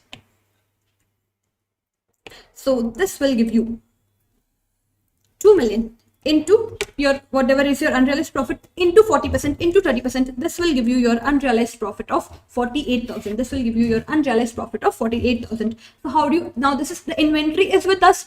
Now associate has sold goods to parent, the inventory is with us. So you will credit group inventory and you will debit associate share of profit. You will debit associate's share of profit. Yes or no? So here, what is the correct answer here? You will credit your group inventory by 48,000. So in such questions, be very careful whether it is an upstream transaction or a downstream transaction. If it is a downstream transaction, you will not adjust your inventory. Please do not adjust your inventory, because when you're selling, when a parent is selling goods to associate, in this case, the inventory is with associate and we do not consolidate associate in our books. We just take our share of profit. So in this case, please, by mistake, there's a tendency that you will think, okay, debit cost of sale, credit inventory, whatever rule we apply for subsidiary, we apply for associate. No. Subsidiary, you take inventory. Associate, you don't take inventory. So just debit your group inventory only and only when associate has sold goods to us. When the inventory is with us, then and only then you will credit your inventory. In that case, in the reverse thing, you will credit your investment in associate. Please, don't make this mistake. Okay. So what you need to remember here is adjust inventory. I'll write it. You all can, the ones who are watching for the first time, the ones who have not attended my session, the ones who have attended my session, they know we have written this upstream and downstream transactions. So once the ones who are learning this for the first time, my suggestion to you all is a simple shortcut. Adjust inventory only if goods are with parent. Only if goods are with parent. So adjust your inventory only and only if your goods are with parent. The next part is, the next question is, extract from the financial statements. Extract from the financial statements of N company were as follows. Now here they have given us statement of financial position, equity, ordinary share capital, 30th September. Now they have given us two scenarios, 2001, 2000 C of N company, 2001 and 2002, share company, share capital, share premium, retained earnings. Now on 1st October, on 1st October, there's a bonus issue. For one new share for every 10 shares held was made. Financed from share premium. Finance from share premium. Be very careful. Bonus issue is your non-cash issue, guys. Bonus is your non-cash issue. This was followed by further issue of cash. So during the year, we had two things. One, bonus issue plus shares issued for cash. Shares issued for cash. Now the statement of profit and loss shows a profit of 4,80,000 of Nedberg. What amount will appear? Now this is a cash flow question. What amount will appear in my financing activity in the statement of cash flow of Nedberg? So in my financing here, I have, guys, two information. Here, two information is there. First one is your share capital and your retained earnings. So from share capital, we know the question has clearly, evidently mentioned that there is an issue of, further issue for cash. So we know there's a further issue of cash.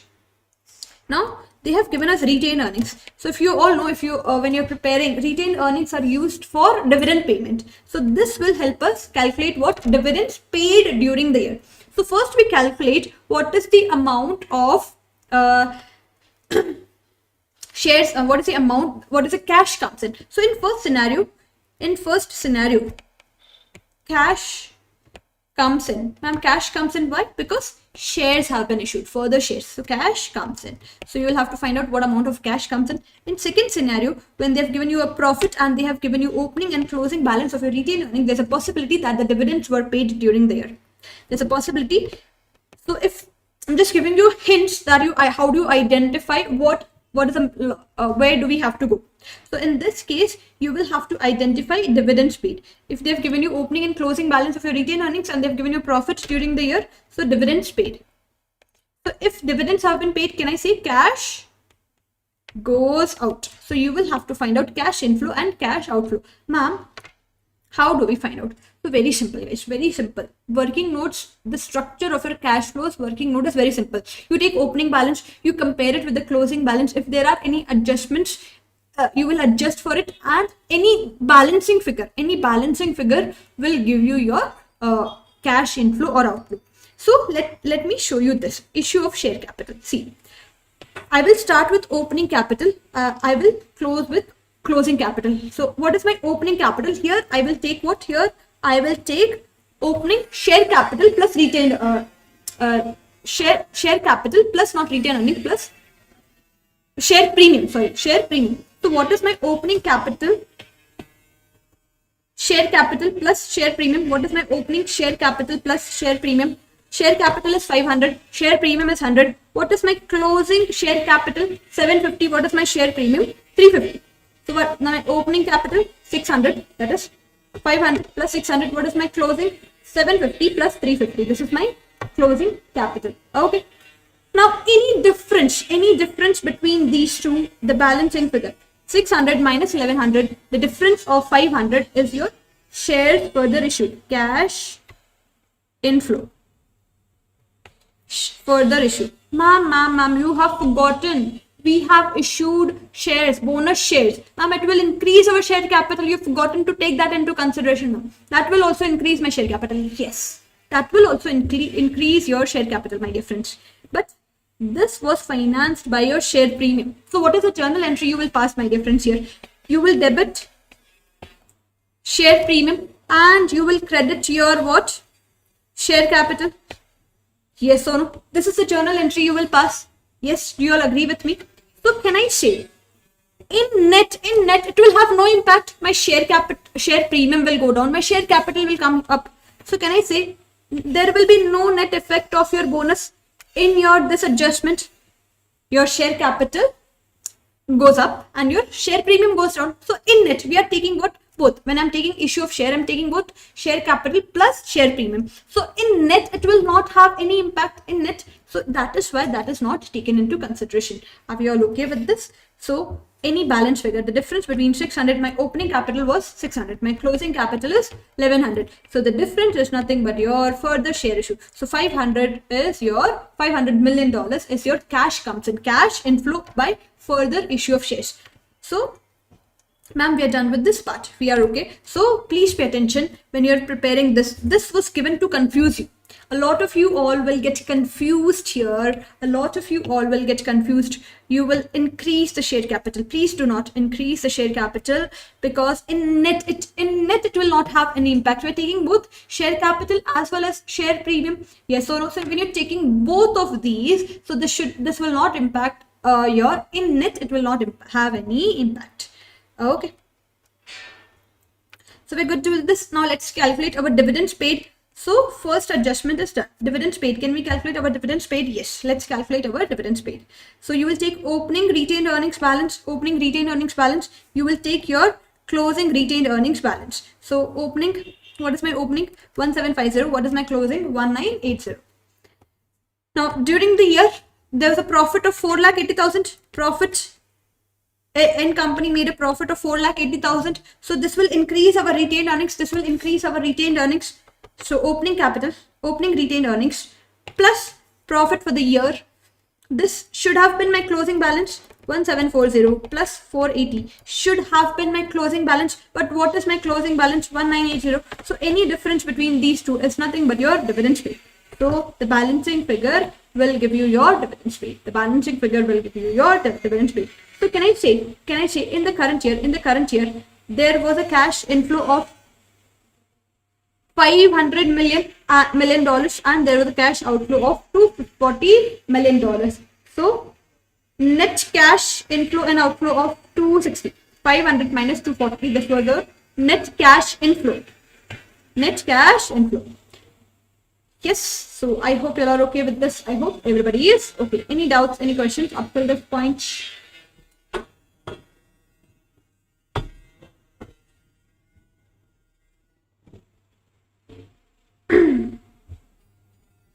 Now we'll go to our section B, wherein you will be given multiple case studies and you will have to solve it. Section B kind of a question wherein there'll be a multiple case study and you will have there'll be a case study and multiple MCQs based on that. So Port and Elford Company case. On 1st November 2004, Port Company purchased 75% of equity share capital. 75% of equity share capital of Elford Company for 6,50,000. The consideration was $35,000 one equity share. Okay, important information. $1 equity shares in Port Company with a fair value of 6,50,000. Ma'am, what are they trying to say in this case? What are they trying to say? They are saying that you have paid.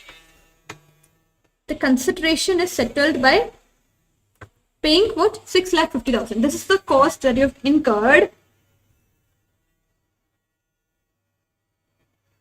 This is the cost of my investment. In this 6,50,000, 35,000 into $1. Can I say 35,000 is the equity share capital that I have issued.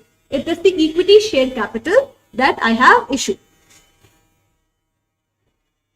Noted below are the extract of draft. Noted below are the extract of your draft financial statement. Draft financial statement. Draft P&L of Port and its subsidiary Alford Company. Port and its subsidiary Alford Company. For the year ending 31st December 2004, along with the draft financial statement, draft financial position on 31st December. So you have given, they have given us what? P&L as well as balance sheet on 31st December 2004. Profits of a company have been earned evenly throughout the years. Yes, they will have to mention. So P is your parent, A is your subsidiary, 75%. P and A. So don't always have this preconceived notion that P and A, parent and associate. No, it is your subsidiary. Now, what are they asking us to prepare? Port company has accounted for issue of shares on the, has not accounted. Port company has not accounted. So, port company has not accounted. So, my dear friends, please understand one thing. You all only tell me, when I am issuing, I am parent and you are my subsidiary. Imagine, I am issuing my shares. When I am acquiring you, the consideration is settled by issue of shares also. If the consideration is settled by issue of shares in me, so can I say this will debit my cost of investment, this will debit my investment and credit my share capital. So can I say this will increase my cost of investment and this will also increase my share capital? Yes or no? So this should be also be added to the share capital of parent. This should also be added to the cost share capital of parent as well. So what is my share capital? What is the share capital of parent? Now, using the options below, show the balances of share capital and share premium on 31st December. So share capital and share premium, you will take only and only of whose? Parent only. So what is the share capital of parent? 200,000. Yes or no? 2 lakh. So since dollars are in thousand, I'll talk about here. 200 is the share capital of your parent. What is the share premium of parent company? 500. Now they have mentioned here that parent company has not accounted for the issue of its own share on the date of acquisition. So what is the issue of share on the date of acquisition? Can I say 35,000? So can I say my share capital will increase by 35,000? So what should be my share capital? 200 already given. New issue. So what will be my share capital? 2 lakh plus 35,000. So 2 lakh 35,000. Okay, this is a good question. Please pay attention. This is a good question. This will help you. Now here you will be tricked here to calculate share premium. Now, how do we calculate share premium? They have not given us any information about share premium. But my dear friends, they have given you that this issue was settled by paying how much? 6,50,000. You have set, the consideration, the fair value of your consideration is 6,50,000. So out of the 6,50,000, 35,000 is your share capital. 35,000 is your share capital. So remaining 6,15,000 is nothing but your share premium. The remaining that you have paid is nothing for your share premium. So what is my opening share premium? Unadjusted share premium. This is given in the question. 500. Yes or no? What is the share premium in new issue? 6,15,000. The share premium in new issue is 615. So what is my revised share premium? 500 plus 6, right? 1,150. So this was an important question. Please pay attention. This will help you understand. This will help you solve. So issue of share capital. Here they have specifically mentioned, since they have specifically mentioned that we have not accounted for, we will account for this. Now, what are the net assets of Alford Company at the date of acquisition? What are net assets? Nothing but your share capital plus your share premium. So what is my share capital? 100. Alford Company. Here we are talking about subsidiary company. 100 is your share capital. This is your share premium. Now, my dear friends, reserves, retained earnings, 3,13,000. Now, please understand, they are asking you net asset of Alford Company at acquisition. Now this retained earnings is at what closing date? Now when did we acquire? Please pay attention here. When did we acquire this company? On 1st November. 1st November 2004. What is our reporting period? 31st December 2004 is our reporting period. So can I say this is given on 31st of December. So can I say this 331, retained earnings of 331? This includes both pre-acquisition and post-acquisition profit. So from this closing 331, if I remove my post-acquisition, if I remove profit of these 2 months, can I say I will get my pre-acquisition retained earnings? Do you all agree with me? So if I remove profits of these 2 months, the post-acquisition profit, I will get what? My pre-acquisition retained earnings. So if they are asking you net asset on the date of acquisition, you will have to identify your retained earning on the date of acquisition. So 3,31,000 minus 96. Ma'am, how did you get 96? The profit during the year. Ma'am, how did you get the profit? They have given you balance sheet and P&L both. So what is the profit? 96. You remove profit for the 2 months. They have mentioned here, accrue evenly throughout the year. Profit accrue evenly throughout the year. So remove 2 months profit. It will give you your profit up till 1st of November. So minus 96 into 2 by 12. So your retained earning on the date of acquisition will be 315. Share capital, share premium. The only tricky adjustment here is retained earnings. Okay. So this will give you your net asset on the date of acquisition. Net assets on the date of acquisition. Now, this is a good question. The next part is, the accountant of port company is finalizing the consolidated financial statements. What are the which two following statements are true?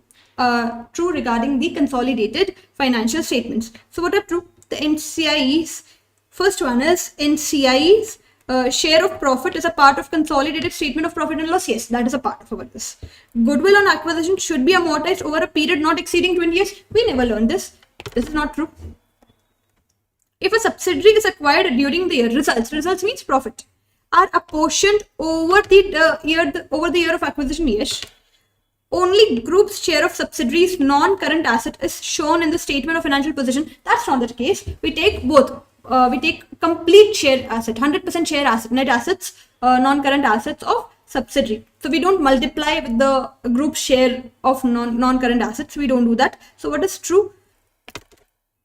This one and this. Subsidiary is acquired. So if non-controlling interest profit, yes, subsidiary is acquired, it is apportioned. Shows all the non-current asset, and goodwill is not amortized. It is only subject to impairment review. Do not amortize the goodwill. Goodwill is touched. Remember this word. Remember these words. Goodwill is only impaired. Goodwill is never amortized. When your goodwill is on the date of acquisition, you do not amortize it. It is only impaired. So value of goodwill will change only and only if there is an impairment. What amount of group's gross profit for the year ended 31st December 2004. So see, here they have given you two values. If you go to the question, they have given you gross profit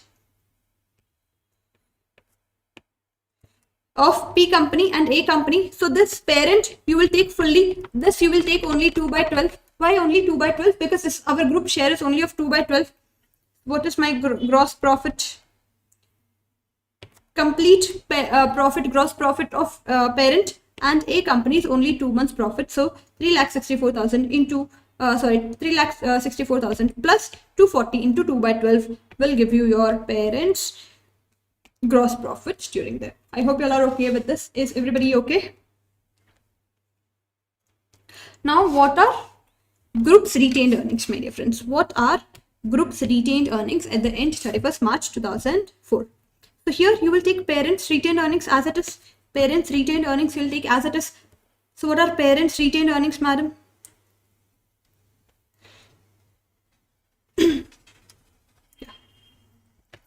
You will take parents' retained earnings as it is, and you will add NCIs. You will add our share, group share of subsidiaries post-acquisition profits. So what are subsidiaries post-acquisition profits? 96,000 into 2 by 12. So 16,000 is your subsidiaries post acquisition profit. In this, we will take only our share. Only our share will be taken. So 16,000 into 75,000 will give you 12,000. So this is your group's retained earnings. So 29 lakh 12,000. Sorry, 29 lakh 12,000 is your group's retained earnings. Now, section C, the big question, the question that everybody is scared of. Usually, the big question, 20 marks question that they can ask you. Now, this is a very, very important question. Can you all just allow me 1 minute, guys?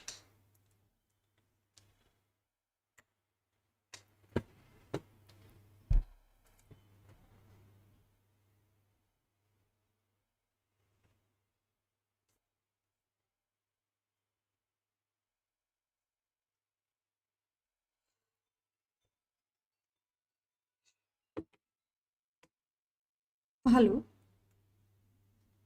Ma'am, AC is not working. Can you please check it once? Yeah, BLR1.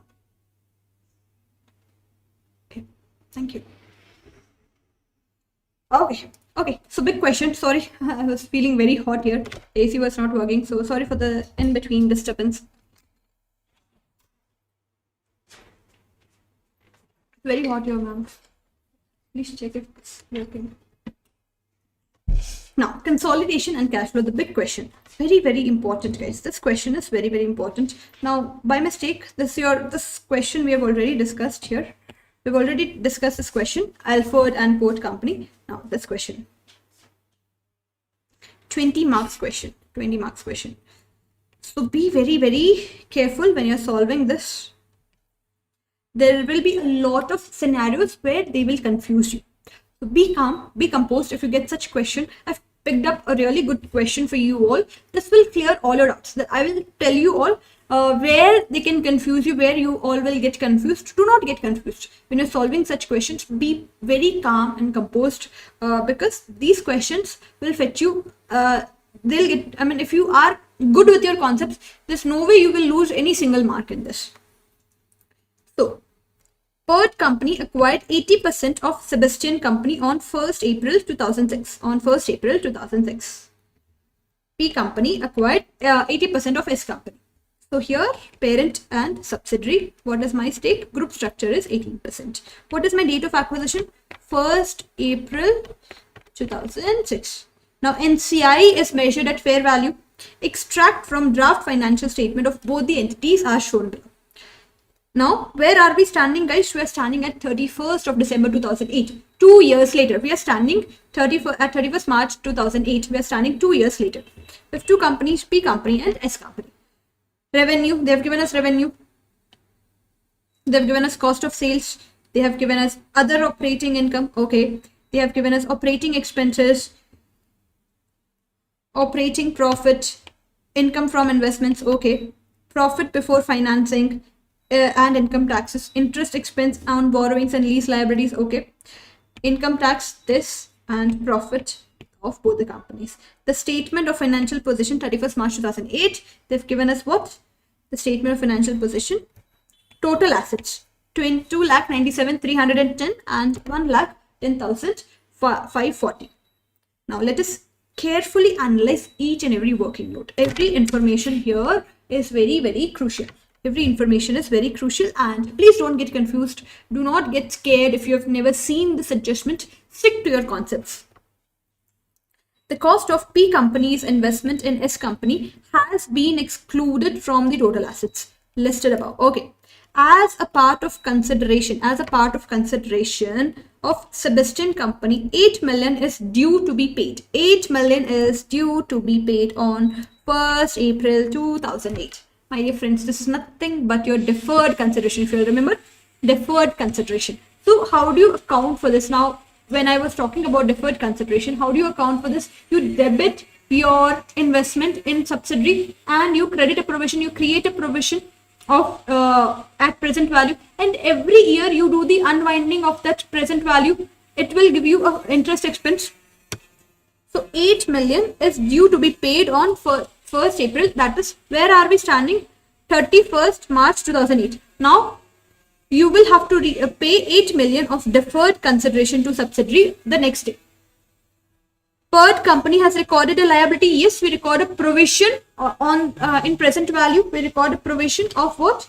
7.547 million in its individual statement in its individual statement of financial position of 31st March 2007. So can I say this is my opening? I am standing on which date, guys? I am standing on 31st March 2008. This is my closing balance. Now this liability is on which date? 31st March 2007. So what is the value of liability? Deferred consideration liability value 7.547. For how long will this go? The construction work. For a while, can we do it? Will it be okay? 1 hour. 1 hour. Yeah, I need 1 hour. Then I'll have a class at 4:30.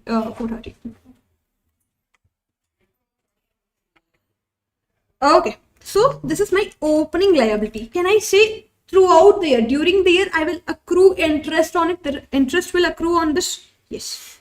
Which correctly represents a liability at this date.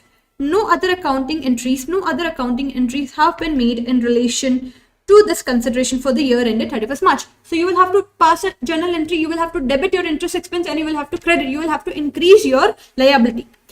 So PURP company has a cost of capital of 6%. So this 7.547 into 6% will be your interest expense during the year. Okay, ma'am, we are good with this. Now, second one is on acquisition. Sebastian company. Now, the ones who have attended my classes, you all know there was no adjustment like this. So all the important adjustments that were not there during the class, in the class that we discussed. So all good adjustments I've taken for you all, so that you all don't feel stuck anywhere. Whatever question you're solving, it should go very smoothly for you all. On acquisition, Sebastian company, the goodwill was correctly calculated at 3.2 million. Okay, this is my goodwill. 31st March, in the year ended 31st March, the goodwill was deemed to have been impaired by 4 lakh. So your goodwill was impaired by 4 lakh. A further impairment of 3 lakh is to be recognized for the year ended 31st March. So this is your further impairment loss. So can I say in the P&L, in current year's P&L, you will recognize impairment loss of 3 lakh. Impairment losses are not considered to be material and are to be presented in operating expenses. They have already mentioned you don't have to show any impairment in goodwill separately. You can combine it with the operating expenses and present it. At 1st April 2006, where are we standing? We are standing at 31st March 2008. Sebastian company had a carrying amount of Sebastian company's property, PP, had a carrying amount of 11 million but a fair value of 14 million. As at this date, the property had remaining useful life of 15 years. So on the date of acquisition, when we acquired Sebastian company, it had a property, plant and equipment of 11 million and the fair value of this property, plant and equipment was 14 million. At this date, the property had a useful life of how many years? 15 years. So fair value adjustments, you will have to do a fair value adjustment, additional depreciation charge. Sebastian company sold the property for 15 million on 30th of September 2007, making a profit of 5.1 million. Okay. For the year ended 31st March 2008. So when did we sell this? We sold this on 30th of September 2007. You sold this Sebastian company. Now please, what are they trying to say here? Parent acquired subsidiary. Now when parent acquired subsidiary had a property whose value was how much? 11 million. Now when I acquired, the fair value was how much? 14 million. The fair value of this property when I acquired was 14 million. Just 1 minute, guys. Okay. So can I say in subsidiaries book, this property will be appearing at 11 million only. In subsidiaries book, it will be appearing at 11 million only. But in my books, it will be in group financial statement. It will be appearing at 14 million. It will be appearing at 14 million. At the date, the property had a remaining useful life of 5 years. Sorry, not 5 years, 15 years. Now, We sold this when did we acquire the subsidiary? 1st April. We sold the subsidiary, sold this on which date? 30th of September. Can I say exactly 1.5 years later? Exactly 1.5 years later, subsidiary sold this property. Now, what is the issue here? What we need to be careful about is, in group's financial statement, it is appearing at 14 million. Okay. In individual financial statement, it is appearing at 11 million. Now, what are they saying? When subsidiary sold this property, subsidiary recorded a profit of 5.1 million in its individual financial statement, which is correct. Subsidiary will record the profit at its own value. Yes or no? So, if you see subsidiaries book, there is a profit. Other operating income, profit of 5.1 million. It is appearing in this. Now, when I'm consolidating group, when we are preparing group financial statement, now this is parent, when you're preparing group's financial statement, you will not take, the profit will not be 5.1 million. Ma'am, why profit will not be 5.1 million? Because in my book, the carrying value is not 11 million. The carrying value is 4 million. So here group's profit will change. So this is why this adjustment is very, very important for you all. A lot of you all will not know what to do with this. So a lot of you all will not know what to do with this. So please be careful when you are doing this. This is nothing extraordinary here. The only good part of this adjustment is here they have told us to sell they have asked us that the property has been sold. So we'll come to this part. How do you calculate? Sebastian Company has recorded historic cost, of course historic cost. So Sebastian Company has recorded 11 million and depreciation is charged on pro rata basis. The profit on disposal is presented in operating income of your P&L. Okay, so we'll come to this part when we solve P&L. So P company has made a sale of how much?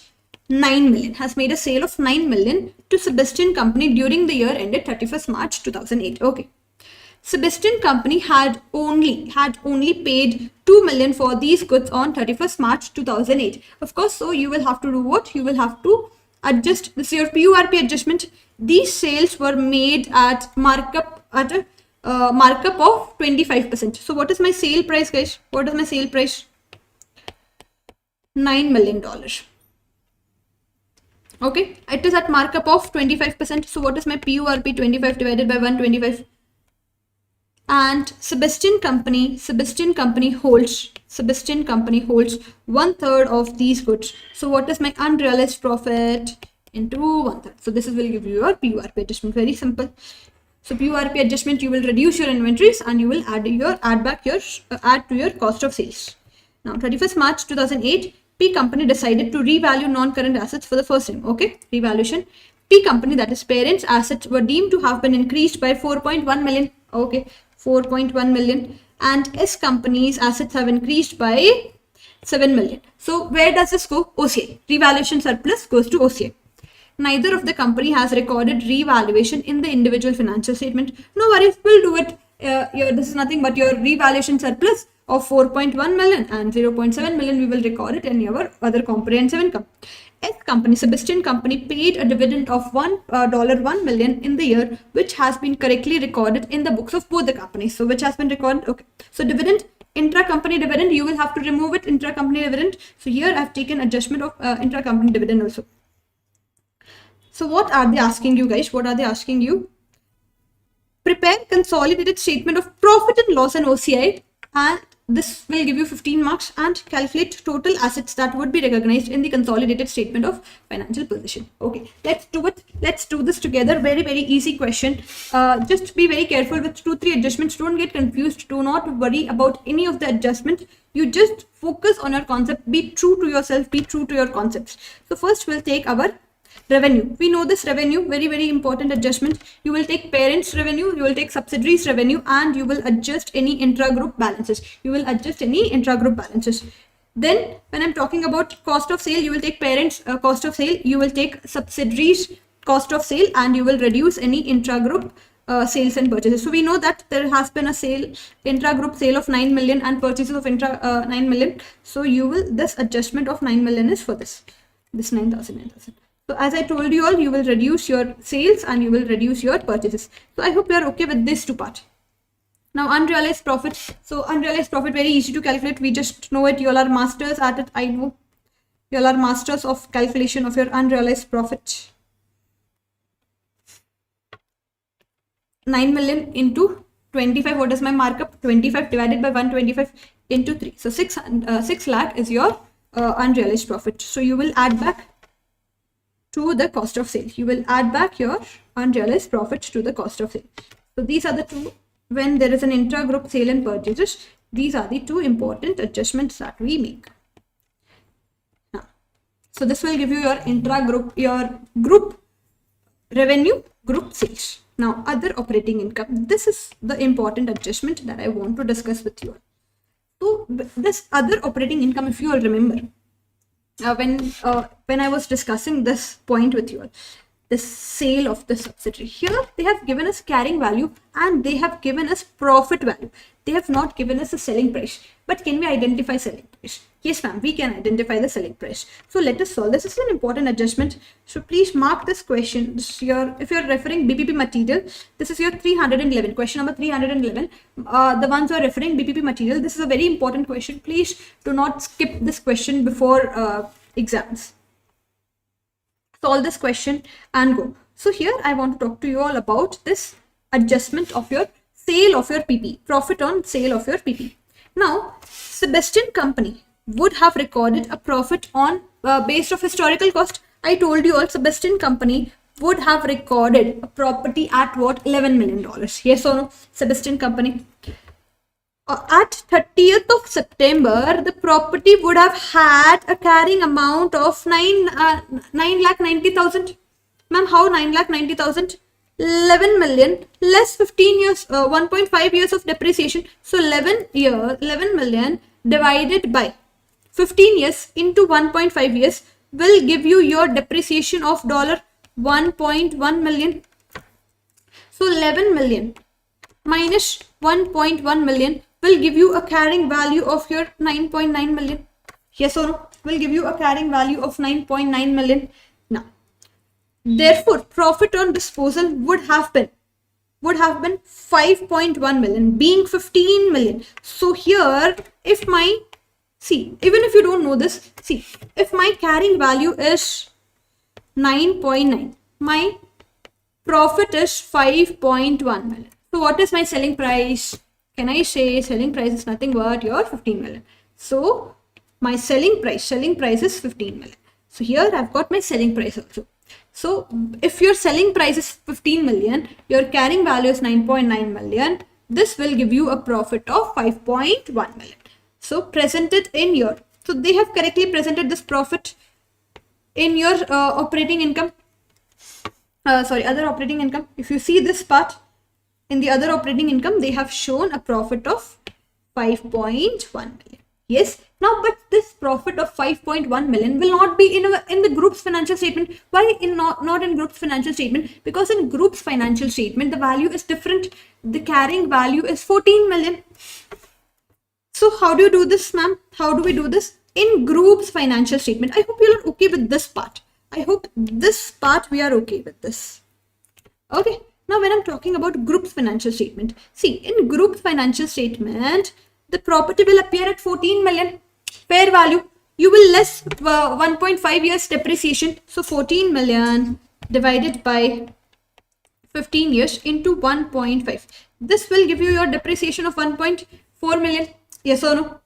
So what will be your carrying value? 14 minus 1.4. Your carrying value will be 12.6. So your carrying value will be 12.6. Now, what is my sale price? 15 million minus carrying value of 12.6 million. This will give me group's profit of 2.4. The group's profit will be of 2.4 million. So even though subsidiary has recorded profit of 5.1 million, we will not record a profit of 5.1 million. We will record the profit of only and only of what? 2.4 million, because in group's financial statement the profit is appearing at the value is different. So the group parent will record profit of 2.4 million. Okay, so we are good with these two. So we are good with this also. So this is an important adjustment. This is a good adjustment, tricky adjustment. Here a lot of you all will get confused, a lot of you all will not know what to do with this. So please practice it whenever you're watching, whether you're watching a recorded one, whether you're attending live. Please, BP material 311 question number 311, please practice this and go. This is an important adjustment, because if you see this question for the first time, you will get confused. This normal feeling that we don't know, we've never seen this kind of adjustment, what to do with this. So this is important. This adjustment makes this question a very, very important question from exam perspective. Now the next one is your operating expenses, working note number 2. Now let's come to the operating expenses. Very, very simple operating expenses. I hope you are okay with this part. I hope you all don't have any issue. Now when I'm talking about operating expenses, you will simply take what?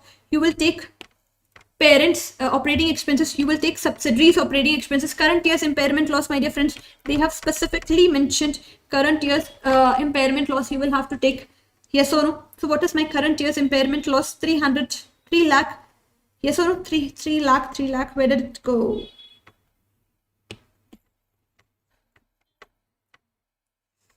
A further impairment of 3 lakh is to be recognized for the year ended. So this is my current year's impairment loss. So this will be recorded in my operating expenses. They've specifically mentioned this is not material. This is not, this is to be shown here. Now again, in my current year, in my other operating expenses, I will have to show this also. Fair value of depreciation, any additional depreciation, fair value of additional. See, ma'am, what are we doing? Why are we showing this? My dear friends, in my group financial statement, I am showing my property, plant and equipment at 14 million. Subsidiary is showing at 11 million. So can I say there's a difference of 3 million? Yes or no? There has to be an additional depreciation on this. Subsidiary will depreciate 11 million. We will have to depreciate 14 million. This 11 million depreciation would have been already included in subsidiary's financial statement. So additional 3 million depreciation we will charge. We will increase our group financial statements. We will increase our group's cost. We will increase by this. So 3 million extra, 14 million minus 11 million divided by 15 years into 6 by 12. Ma'am, why 6 by 12? Because we sold this property in the middle on 30th of September. If you all remember, we sold this property during the year. So you will take depreciation only for this. You have sold this on this. Sorry. You sold this on 30th of September. Now they have also shown, they have recorded in operating expenses, so you will also record in your operating expenses. Okay, ma'am, we are good with this. So we have understood this also. So this gives me my operating expenses of 30,670. So I hope you all are okay with this part. So gross profit plus operating income minus any operating expenses will give you your operating profit. Now income from investments, you will take parents' income and you will have to reduce your any dividend received. So you go to this, we see, okay, income from investment is this. We also know that during the year subsidiary has paid dividends. Ma'am, where it is given, Sebastian company has paid a dividend of 1 million. Now out of this 1 million, can I say 80% is mine? Can I say 80% is mine? How, ma'am, 80% is mine? They have given in the question, right? 80%, we acquire 80%. So 1 million, when you have given 1 million of dividend, can I say 80% will be given to me and 20% will be given to NCA? So what is my dividend income? Can I say 1 million into 80%? 1 million into 80%. This is my intra-group dividend. I will have to remove this. So what is my income from investment? What is my income from investment? Total income minus group's share of dividend. You will remove it. So this will give you your profit before financing and income taxes. Now interest expense, you will take both parent plus subsidiary. What is parent? 3240 1600. So you'll take this. There's no adjustment. Interest expenses on deferred consideration. This is important. I told you all while we were discussing this first part. This is your current year's interest expense. This you will have to charge. This is your financing cost, right? So what is my interest expense on this? We've already calculated this. 7.5 7.4 5.4 into 6% will give you your 4,53,000 your current year's interest expense. So do not forget to add this. These are the two areas where you will make mistake. First one is your this operating income and the other one is this. Rest everything I know you all will be able to manage. Rest everything there's no issue with the remaining part. Now this profit before income tax is simple. You will give it income tax. You will take both parent as well as subsidiary. Here they have told you in other comprehensive income. If you see the question, they have nowhere mentioned. If you see the question, they have nowhere mentioned the other comprehensive income. But they have given us a hint here that we revalued it, and this was not recorded. This was not recorded in the individual financial statement. So you will record it. Okay, we will record it. So we know parents' revaluation was 4.1 million and subsidiaries revaluation was 0.7 million. Parent 4.1, subsidiary 0.7. So you will record it. Okay. So I hope you are okay with this part. Now profit attributable to NCI. You know profit attributable and other comprehensive income attributable to NCI. So let's go to the working number 4. Now you will take what? Profit of subsidiary. You will take profit of subsidiary 3690. You will take profit of subsidiary. Ma'am, where it is given? It is given in the question, my dear friends. You will take profit of subsidiary. This 3690. You will adjust it. You will adjust it for the additional cost, additional profit on disposal. You will adjust it for the additional profit on disposal. This 5.1 million minus 2.4 million. You will adjust it for this. Any fair value depreciation, you will adjust. So this you will make a mistake. You will not do this. So with this, this another impact. This another impact you all should know, the additional profit that is recorded in subsidiary. Subsidiary has recorded a profit of what?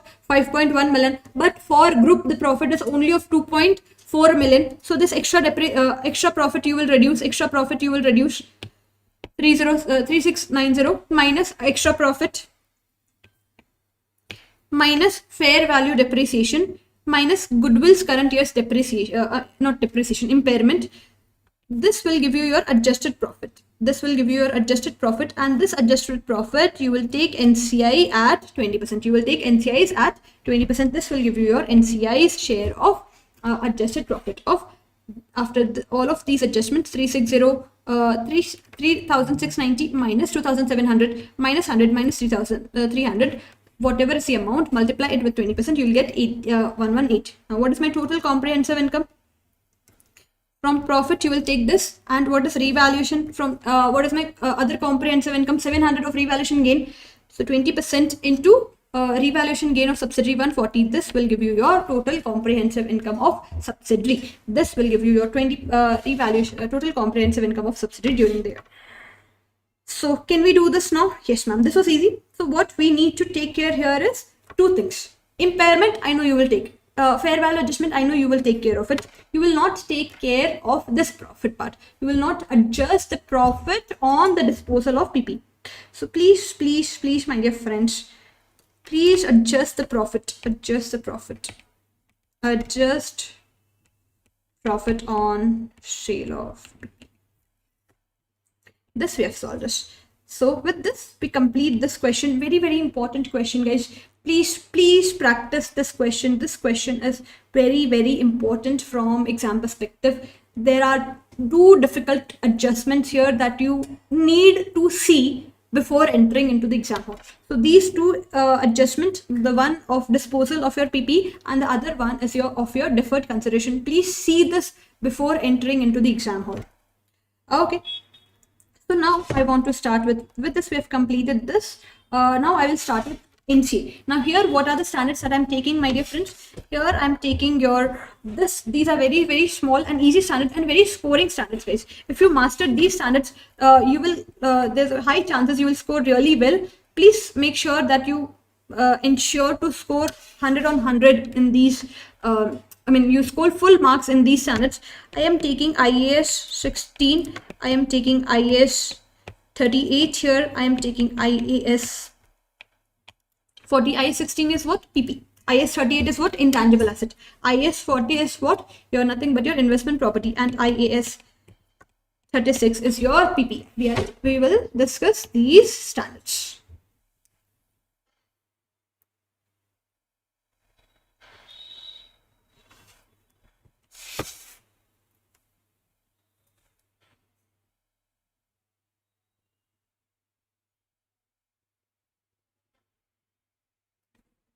Okay.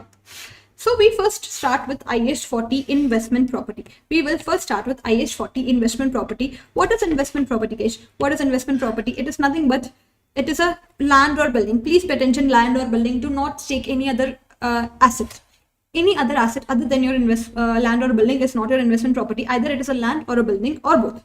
It is when do we conclude that my land or building is my investment property? Either it is held for rental income or for capital appreciation or for both. Either rental income, either you want to make rental income out of it, or for capital appreciation, or for both. Then and only then we say that it will fall, it meets the definition of your investment property. It is your investment property, and IS 40 accounting will be applied. IS 40 accounting will be applied. What it is not your owner occupied property as per IS 16. It is not a property that is held for sale under ordinary course, because IS 2 will be applicable, and property under construction for sale. So any work in progress, it is not your work in progress also. In that case also it will be your it will fall under IS 2. What is the recognition criteria? Very simple, just like any other standard. You will recognize when the future economic benefits are probable and the cost can be measured reliably. In these two situations you will recognize what your investment property. What is my initial measurement? Initial measurement is at cost. So how do you calculate your cost? Purchase price, direct transaction cost, any professional fees, any property transfer taxes, any of these, and if there are any borrowing cost as per IS 23, you will apply. Just like your IS 16 formula. IS 16, whatever is the formula that we apply to calculate, to measure our cost, you will apply that only. So second is subsequent measurement, very tested, very, very important. The subsequent measurement is very tested. A lot of you all get confused here. You will, just like your IS 16, you have two options available here, cost model or fair value model. So please pay attention. There's a difference between cost model and fair value model. There's a good amount of, there's a good difference. So be very, very careful. If you are opting for fair value model, just 1 minute.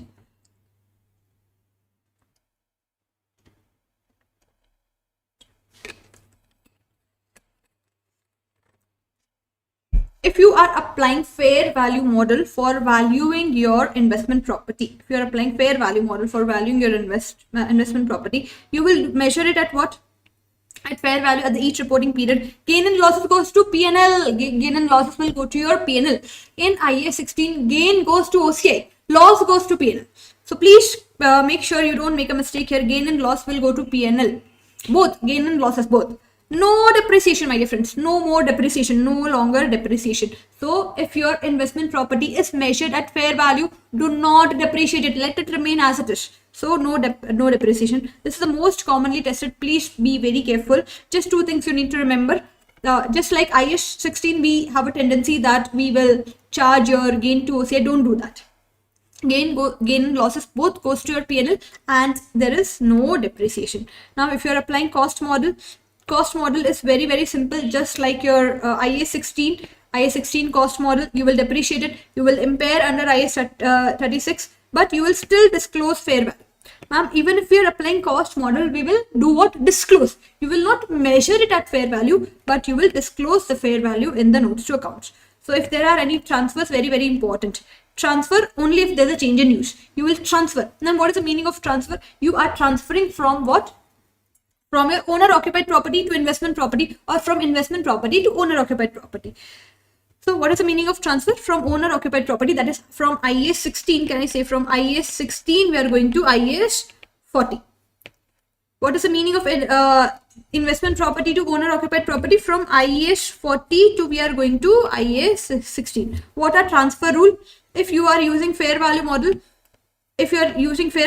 from owner occupied property to IS 40 you will revalue under IS 16 first, then treat as fair value. From IS 40 to IS 16 you are going fair value on the date, fair value from IS 40 to IS 16 you are going. So fair value on the date of transfer will be your deemed cost. Now disposal When you dispose of your property, plant, investment property, gain and losses will be recognized in your P&L. Disposal, gain and losses will be recognized in your P&L. So what is the key difference that you need to remember from exam perspective? IAS 16, revaluation gain, OCI. Here fair value gain goes to P&L. Here you will depreciate, you will not depreciate it here. Own use and rental or capital appreciation. So you see, within just 15, I don't know, hardly maybe 10 minutes, we've completed this IAS 40. Very simple standards. Where these standards are very, very small and very easy standards. It's just you need to be very good with your concepts. If you're very good with your concepts, none of these standards will bother you. Now, IAS 16, property, plant and equipment. Now, what is the meaning of property, plant and equipment? Definition, these are your tangible assets. Firstly, these are your tangible assets. They are held for what? They are held for production and supply, for rental to others, for admin purposes, or for used for more than one period, and used for more than one period. So you need to be okay with this. That you okay. Sorry, my bad. Just understand. So any asset that is used for production or supply, for example, I'm teaching here, this tab used by me, this camera used by me is nothing but used for production of goods and supply of goods or services. So here I'm supplying services to you all, so it is used in the supply of services. So it is my PP. For rental to others, if I've given it on rental to others, for admin purposes, what if rental to others IAS 40 is applicable? No, IAS 40 is applicable only in case of land and building. Any plant and machinery you've given to on rental to others, PP will be applicable here. For admin purposes, for administrative purposes, so in admin team using any asset, even though it is not used for production of goods or supply services, so even still it is your PP, it will fall, and it should be used for more than one period, then and only then it will fall under the definition of your PP. When do you recognize it? Just like any other asset, any other standard criteria, probable future economic benefits and cost can be measured reliably. Initial measurement at cost, always at cost. Purchase price, less any discounts and rebates. Do not forget to less any discounts and rebates. Any directly attributable cost, any installation, delivery, testing, any cost, directly attributable cost, are there any delivery cost, any installation cost, any testing cost is there, you will add it. Any dismantling or restoration cost, IAS 37 provision for dismantling, you will add it to the cost of your asset, and going forward you will do the unwinding. It will be shown as a liability, as a provision in your balance sheet, and the provision present value will be added to the cost of your asset. So what is not included? This is a very tricky area. They will test you. Any admin overheads, any overheads, admin overheads are given in the question. Do not include it to the cost of your asset. Any training costs are not a part of your any staff training cost. They will give you in the name of a staff training cost, are not added. Any general startup cost, any startup cost moving from this area to there, these are not included. Now, subsequent measurement, there are again two options available: cost model, revaluation model. Cost, how do you follow? Cost minus accumulated depreciation minus impairment. Revaluation, fair value minus accumulated depreciation, and revaluation surplus goes to OCI, we know this, and revaluation loss goes to PNL unless any surplus exists. So if there is any revaluation loss, first adjust it against the surplus, then charge it to PNL. Depreciation, ma'am, depreciate separately for significant components. If there are any significant components, you will depreciate it separately. Begin when available for use. You will begin when available for use.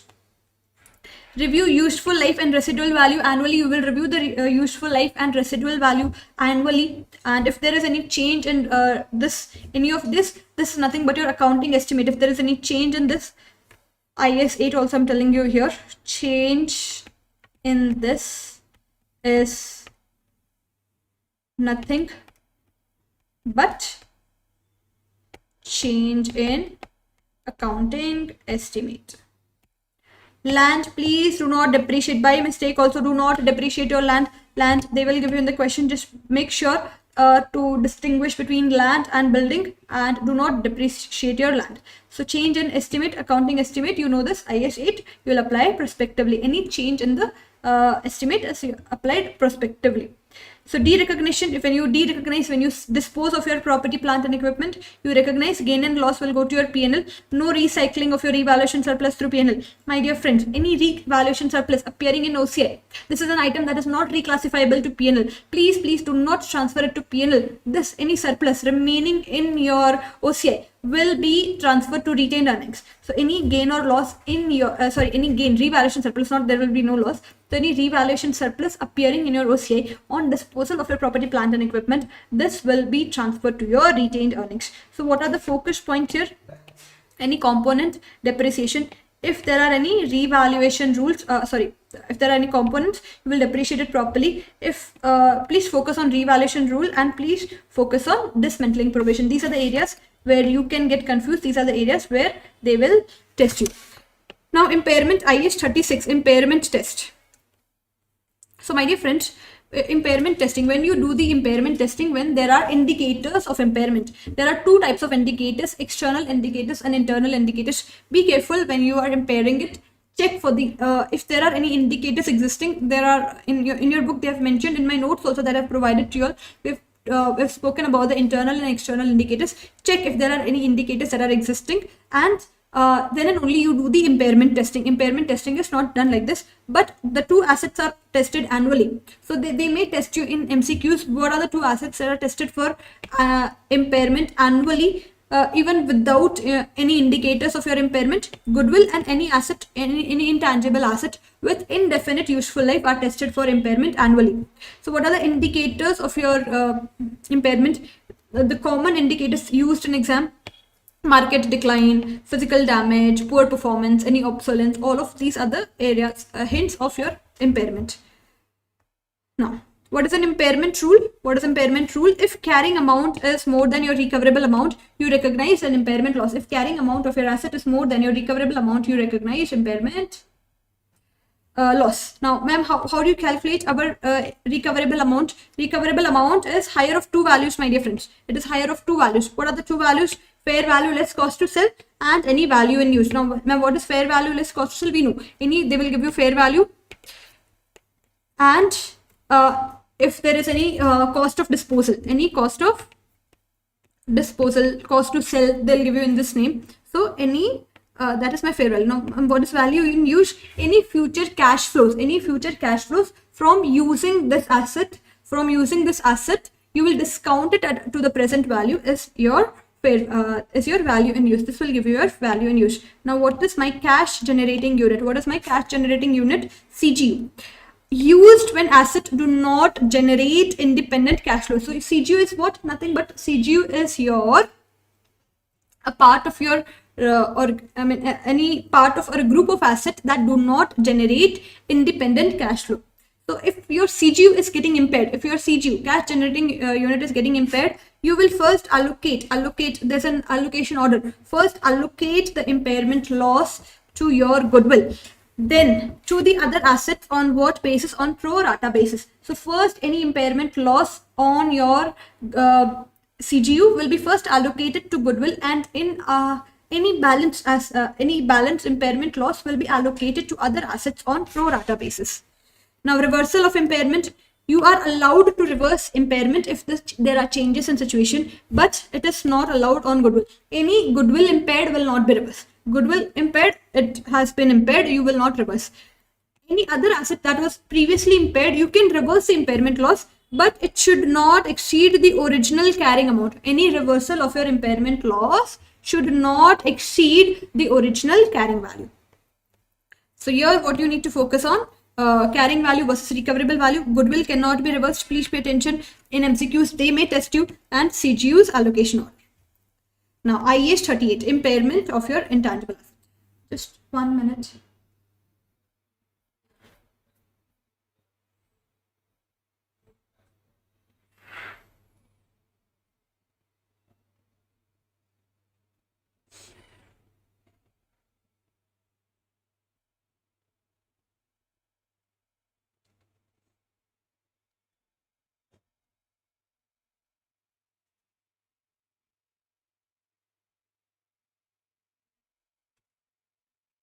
Okay, so IAS 38, intangible assets. Okay, what is intangible assets? Any of your asset that cannot be touched, any non-monetary asset without physical substance, that cannot be seen, cannot be touched, are nothing but your 11th, 12th definition for intangible asset. IAS 38. Now, how do you define your when you account for your intangible assets? These assets must be separable or arise from legal rights. They should be separable. They should be controlled by the entity. Future economic benefits should be probable, and reliably you can measure the cost reliably. Now, as I told you all while we were discussing this part, you all know consolidation part. I told you all internally generated assets are not recognized, but one type of internally generated asset is recognized. That is this one internally generated intangible asset. We know if any research and development is there, any expenditure during the research phase is expensed to P&L. Any expenditure during development phase is capitalized only if all of these conditions are met. So if you're referring your this BPP material, pyrite is a criteria. If pyrite conditions are met, you recognize it. So then what is the pyrite criteria? First, it is probable economic benefits, probable future economic benefits, intention to complete, R, resources are available, A, ability to use or sell, T, technical feasibility, and E, expenditure can be measured reliably. So if your pyrite criteria is met, then and only then all of these criteria should be met together. Then and only then you will capitalize any expenditure during the development phase. Now, ma'am, what after recognition? After recognition, what do we do? You follow cost model or revaluation model. Revaluation model is very, very rare because there is no, usually you will not find any active market for your intangible assets. So this is very, very rare. Cost model, we will generally follow cost model. What is cost model? Cost minus amortization, money minus any impairment. Now, what is my amortization formula? If there's a finite life, you will amortize it over the finite life. For example, 10 years, 20 years. For example, license, if you've purchased any license has a finite life, 10 years, 12 years, you will amortize it. If any indefinite useful life, you don't know what life, so you will not do the amortization. You will just check for your impairment. Annual impairment testing you will do. Now, what are the prohibited items? Please pay attention. Please do not capitalize. These are the very generic areas, general questions that they will give you. Internally generated goodwill. Any internally generated goodwill is not recognized. Any internally generated brand is not recognized. Any internally generated customer list is not recognized. Any startup cost is not recognized. Ma'am, you had recognized in one question during, you remember in consolidation, we had recognized customer list. See, in individual financial statement, it's not recognized. But when you're acquiring a subsidiary, if there is any internally generated customer list, that you will recognize. The parent will recognize, subsidiary in its individual financial statements will not recognize. So any of these assets will be recognized only in group financial statement. Only in groups financial statement. Not recognized in individual financial statements. Are we all okay? Yes. Now some questions. We solve some questions. Let's solve some questions. Now, Poster company has built a new factory incurring following cost.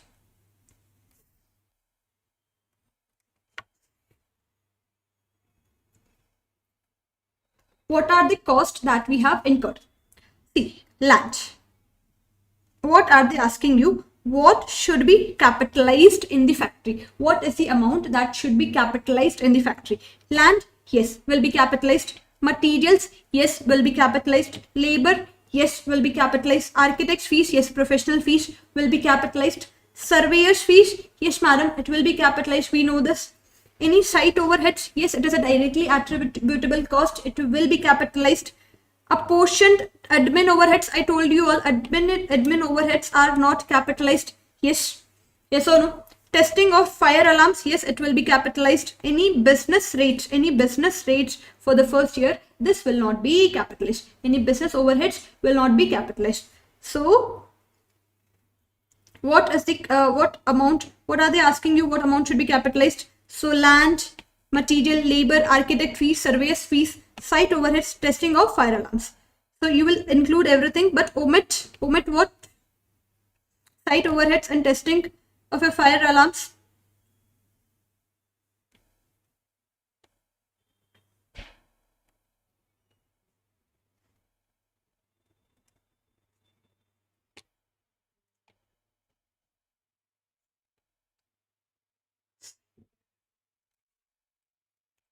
So this is the amount that will be capitalized. So correct answer is 69,50,000. This is the amount that will be capitalized. I hope you're okay with this. Okay, now identify which of the following are true or false in accordance with IS 40. Which of the following are true or false in accordance with your IS 40?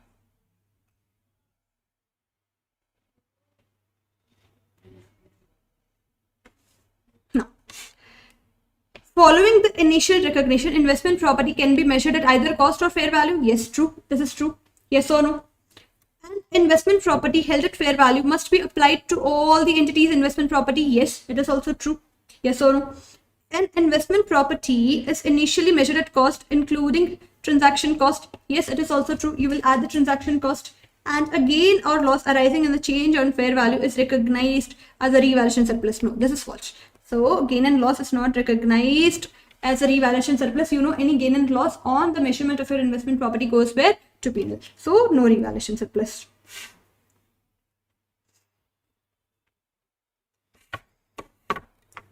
Now we'll come to this part. Carter Company vacated its head office building and let it out to the third party on 30th of June 2008 and let it out to third party on 30th of June 2008. The building had original cost of 9 lakh on 1st January 2000. Okay, exactly 8 years later, and was being depreciated on straight line basis over what? How many years? 50 years. It was judged to have fair value on 30th June of 9,50,000 at the date of 30th December at the year 30th June. What is the fair value on this? When did we vacate the premises from head office? On this, let it out. So can I say from owner occupied property to it is transferring from owner occupied property to it is going to investment property. Okay, from owner occupied property to investment property. Now on this date, at the year ended 31st March, what is the fair value of the building is 1.2 million. Carter Company uses fair value model for the investment property. So see, my dear friends, here there are two dates given to you. First is the date of 30th June. On this date, transfer from owner occupied property OOP to investment property happened. Now here you will be transfer is always at fair value, so you will take the fair value and then the fair value of the on the date of this. Now on 30th of December also, 31st of December also. See, when you're applying fair value model, there is no depreciation. You will not charge any depreciation. So let's solve this question. What is my cost, my dear friends? What is my cost? Cost on 1st of December. Cost on 1st of December was 9 lakh. I will charge depreciation for how many years? I will charge depreciation for 8.5 years. Ma'am, how 8.5 years? See, when did you purchase this property? On 1st of January 2008. When are you transferring? On 30th of June 2008. So 8.5 years. 8.5 years of depreciation. Useful life is 50 years. So your 8.5 years of depreciation is 1,53,000. So this will give you carrying amount on the date of transfer. What is the carrying amount on the date of transfer? 7,47,000. So what is my fair value? 9,50,000. They have given you in the question. The fair value on the date of transfer is 9,50,000. So here this will be measured at fair value. Now this will be as per IAS 16. This will be as per IAS 16. This will be as per IAS 16. So this fair value gain, this revaluation surplus will go to where? This fair value gain will go to your OCA. Now I'm standing at 31st December. What are they asking you? What amount of revaluation surplus on 31st December in respect of your building? So revaluation surplus will be this. So now when I'm standing on 31st of December, this value is on which date? 30th of June 2008. What is the value? 9,50,000. Yes or no? Now 31st of December 2008. What is the value? 12 lakh. Yes or no? The value is 12 lakh. They have given in the question 1.2 million. So this difference, this fair value gain will go to P&L. Why P&L? Now this is your investment property and you're measuring your investment property using fair value. So it will not be depreciated. Please do not depreciate 9,50,000 and any gain. This gain of 2,50,000 will be credited to P&L in accordance with IAS 40. So this only gain of 2,03,000 will go to your revaluation surplus as per IAS 16. So I hope we are okay with this. So these are very simple questions. You will get very, very simple questions on all of these areas. PP, IAS 38, IAS 16, IAS 38, IAS 40. You'll get very, very simple questions. Don't worry. All of these questions will be manageable. Now I'm coming to this part. This is a part of your IAS 38 question. Identify whether following internally generated intangible assets are eligible or ineligible to be recognized in accordance with IAS 38 intangible assets. Now, ignore the effect of business combination. Yes, of course, they will have to mention you that ignore, because as per business combination, as per IFRS 3, we do recognize some assets which are not recognized as per IAS 38. Now, customer list. What are the customer list built over last 10 years and updated customer preferences? We know these are prohibited. We just now studied. Customer list is prohibited, my dear friends. Customer list is not recognized. So this is your nothing but your ineligible. Customer list is your ineligible. A specialized new product developed by the business. Eligible. Yes, we can say this is your eligible. Working version of a new machine that uses a new technology and for a testing prototype. So it is eligible. Again, the condition is pirate criteria are met. These are eligible. These are not prohibited. A title, heading, font, design, and major broadsheet. So these are again. This is your ineligible. This is your any title or any of this is what specifically prohibited. Customer list cannot be recognized, and this title, the design, and this is your mastheads. Yeah, this is called mastheads. I had forgotten the name. The mastheads is not eligible for the recognized. So mastheads and your customer list are not eligible. So this is your mastheads and your this. These are not eligible to be recognized. These two are eligible to be recognized. Now, impairment.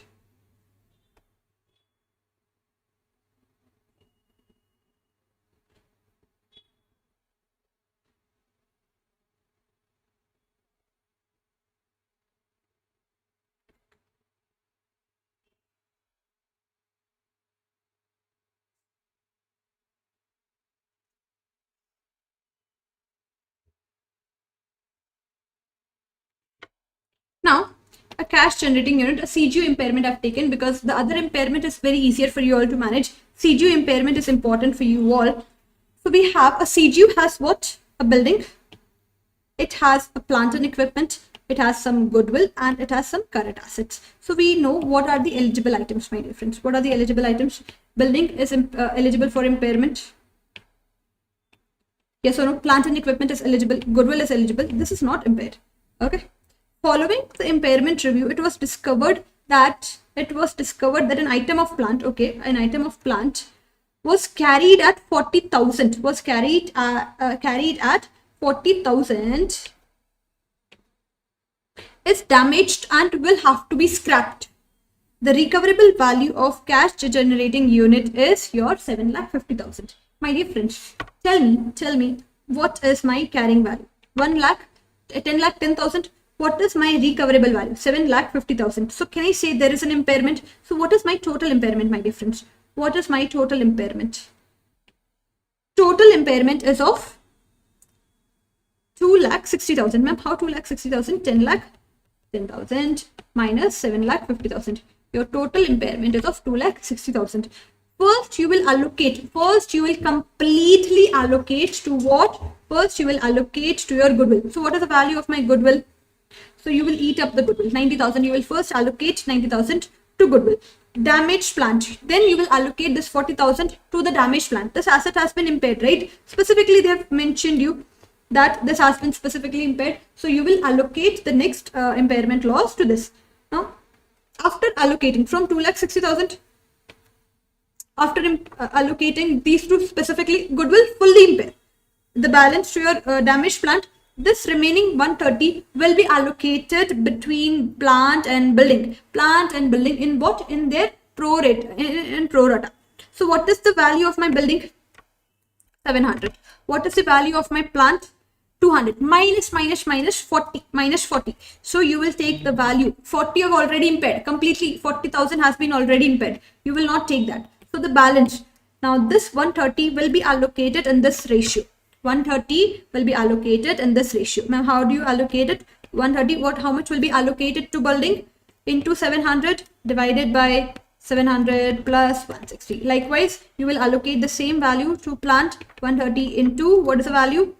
160 into 160, 700 plus 160. So this will give you your impairment loss. For building, you will get 106, and for this you will get 24. This will be allocated to your assets, to all your on the assets on the pro rata basis. So the only reason why I took this question was this value.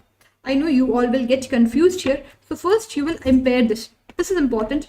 First you will impair this, then and only then you will go to the next part. Okay. Now the last question from this part is IAS 36, impairment of your assets. Suggest the potential indicators of impairment. Which two of the following are the external indicators that one or more entities' assets should be impaired? So you all know there are two types of indicators, internal indicators and your external indicators. So what are your external indicators? They are asking you. An unusually significant fall in the market value. Yes, it is a market value, is nothing but your external indicator. So yes, evidence of obsolescence is nothing but your internal indicator. This is not your this.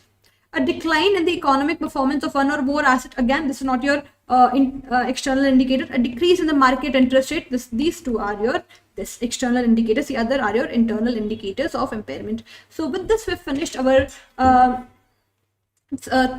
4 important chapters. I've tried to cover MCQs of I've tried to cover all the difficult areas in the short span of time, whatever we can cover. Now last 15 minutes I just want to take up for the remaining small standards that I want to discuss with you all. The first one is IAS 37. I want to discuss with you all IAS 37, provisions, contingent assets and contingent liability. Next 15 minutes we'll spend only for very easy chapters we'll take. So what is a provision? When you recognize a provision, see my dear friends, you recognize a provision only and only when all the 3 conditions are met. When there is a present obligation, when there is a probable outflow. And what do you mean by present obligation? The present obligation can be either legal or your constructive obligation. When there is a probable outflow, that is more than 50% chance of your outflow, and reliable estimate is possible. You can reliably estimate your provision. If any condition fail, you will not recognize provision. Now how do you measure a provision? Best estimate. You will give your best estimate what are expected. If there are multiple outcomes, you will apply expected value method. If there are only 2 outcomes, either this or that, you will apply most likely. Discount if material, if there is a amount is material and it is a future value, you will discount it. Include any risks and uncertainty. Future events include if objectively evidenced. Now what are the types of obligation? 2 obligation, legal or constructive. Ma'am, what is the meaning of legal obligation? Legal either by contract or law. So for example, your warranty clause, it is by your this. It can either be by law or it can either be by contract. Now constructive obligation is nothing but your specific best practices. You give your best practices, your past practices. For example, I tell you all, if you all don't you all attend my sessions for 10 days, you attend my sessions for 10 days. If you don't like it, I will refund. Now this has been my, I'll refund the full fees. So this has been my past practice. I've been doing this for last for how many years I've been teaching. So this is your what? Nothing but your valid expectation. Because of my past practices, I've created a valid expectation in your minds. So this makes this is your constructive obligation. A company always refunds customer even without legal requirement. I'm not legally obliged, I'm not legally required to give refund, but if still we do it, it is your past what do we say, constructive obligation. Now what is my specific important areas? The areas that they can test you on is restructuring provision. You will recognize restructuring only if there is a detailed plan and the plan has been if there's a detailed plan exists and the plan has been announced to the affected parties. If I've given the announced to the affected parties, then and only then you will recognize a provision on this part. Now what do we include here? We include direct restructuring cost. We exclude what? Any future operating losses, any staff training, any marketing expenditure. So when they are asking you to calculate this part, when they are asking you to calculate, there may be a possibility that they will test you on MCQs part. So when they are asking you to calculate provision on this, take all the direct restructuring, the restructuring provision they will ask you, take all the direct restructuring cost, you exclude this. Any future operating losses, any staff training, any marketing expenditure, you will exclude. Now, onerous contract. What is the meaning of onerous contract? Loss-making contract. So, in this case, any unavoidable cost will exceed the economic benefits. Any unavoidable cost of meeting the cost, unavoidable cost of meeting the obligation exceed your economic benefit. Then we call it as what? Onerous contract. You will have to recognize a provision. Provision is recognized at what? Lower of two amounts, cost to fulfill and penalty to cancel. So any cost to fulfill the contract, or if there's a penalty to cancel the contract, whatever is a lower value, the provision should be recognized. Now, contingent item. So please make sure you practice good amount of MCQs on this. Very easy. This is very much manageable. Ensure you on these easy chapter you score full marks. Okay. These are not very technical. When I'm talking about financial asset, financial liability, these are a little bit technical, where we have to spend, we have to invest our time. These standards do not require a lot of our time. You see, hardly 10-15 minutes we're finishing a lot of our standards. We will ensure that all these small standards, you pocket all the marks. You put all these marks from these small standards in your this. Every single mark is very important, guys. Now, when you say contingent liability, it is a possible obligation or a present obligation, but if it is your present obligation, there's no probable outflow, or you cannot measure the cost reliably. Either it is a possible obligation or it is a present obligation. If it is a present obligation, you cannot measure the cost, or the probable outflow is not probable. Now, contingent liability is not recognized, it is only disclosed. Contingent asset, it is a possible asset from a past event. It is not recognized. It is disclosed only if probable, and recognized only and only when it is virtually certain. So these are the words that you will need to remember. Now, IS 20 government grant, accounting of government grant. So when you recognize when it is reasonable assurance that the conditions will be met and the grant will be received. There are two types of government grants. What are the two types of government grants? Revenue grant and your capital grant. So revenue grant, how do you recognize it? You recognize in P&L over the period to match the related cost. Example, government gives 10 lakhs for salary support spread over the salary period. For whatever amount you will be giving salary to your employees, you will spread this over the salary period. Now, capital grant, there are two methods: deferred grant income and deduct from the asset. So usually this is the preferred method. So how do you do it? You show the grant as a liability and you release it to P&L over the asset life. So in the same manner, you're depreciating the asset, you will release the grant to the credit side of your P&L. So you will debit your P&L with the depreciation, and you will credit the P&L with the amount of grant. Now, second one is you deduct from the carrying amount of your asset. For example, I've purchased asset of 20 lakhs. Government gives me a grant of 5 lakhs. So I will show my asset at 15 lakhs. In this case, I will charge the lower depreciation. Ideally, I should have charged depreciation on 20 lakhs. Now, in this case, I will charge depreciation on 15 lakhs. Simple, either of these methods can be used. Now, repayment, revenue grant, expense immediately. If there's any revenue grant, you expense immediately. Any capital grant, reduce from deferred income or increase the asset. So whatever method you followed, either you would have used this method or you would have used this method. If you used this method, you reduce your deferred income, or if you have used this method, deduction from your asset, so you will increase the cost of your asset. Now, IS 23, I'll come to the last standard for this session today. Tomorrow we'll do more technical standards and more interesting standards. So with this, if you watch these two videos, or if you attend these two sessions, trust me, you will be securing 80% of you'll be covering your 80% of your syllabus, 80 to 85% of your syllabus in just 6 hours. If you study on your own, as a student, I know, I've been there, I felt that as a student, when I start studying, it is really difficult to complete so many standards in one go at one stretch. 3 hours you will definitely not study at a stretch. Your brain will get distracted. So make sure you attend, you watch. Even if you're not watching it live, whenever you're watching it, make sure you complete it right away. Whatever standards you have covered, you solve all the possible questions from your exam kit, and trust me, this will give you a different confidence. Now, IS 23, borrowing cost.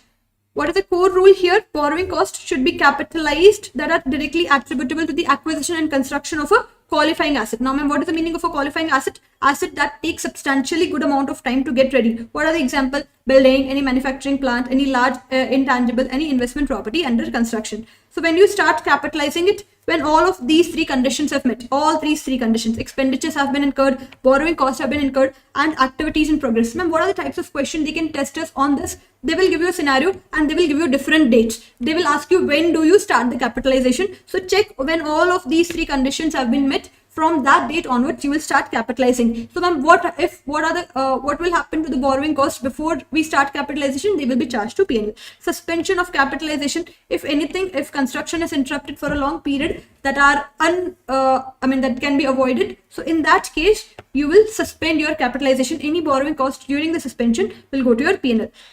Now you will stop capitalization when the asset is ready for use or sale. So in that case, you will stop capitalization. After you stop capitalizing, any borrowing cost will be charged to your P&L. What are the types of borrowings now?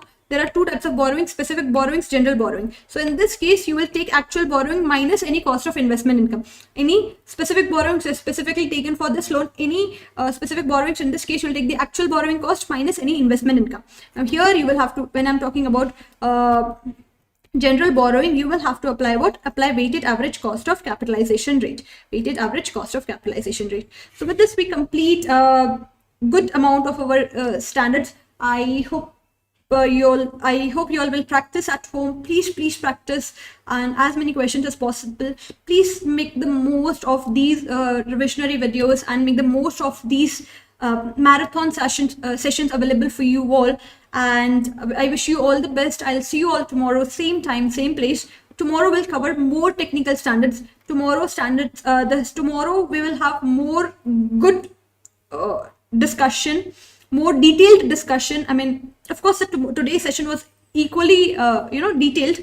Tomorrow we'll cover some medium size standard. Now consolidation is a little lengthier. Usually when you start consolidation, it takes 2-3 days. If you, as a student, if you start studying, it will take 2-3 days for you all to complete the consolidation. So tomorrow we'll take another big standards like revenue, we'll take leases tomorrow, we'll take financial instruments tomorrow, and we'll also take interpretation. And the remaining small standards, if time permits, we'll complete those standards also. So my target was to ensure that all the type category A standards that students find difficult when they're studying on their own, my target was to complete that. So I'll wind up for the day here. I wish you all the best for your preparation, wishing you all the very best. Please target for rank. All world rank is nowhere, it's not impossible if you give 100% of your efforts. So guys, wish you all the best. See you all tomorrow, same time, same place. We'll cover really important sessions tomorrow, important standards tomorrow. See you all tomorrow. Take care, guys. Bye.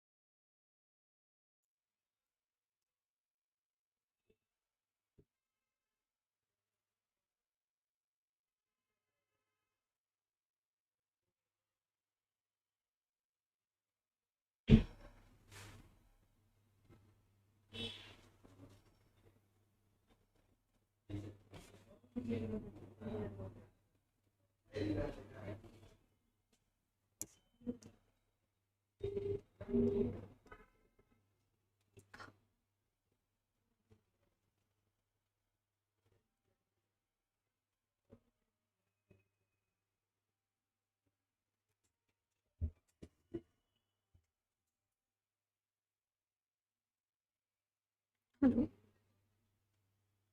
Yeah, we're done with this. We can stop streaming.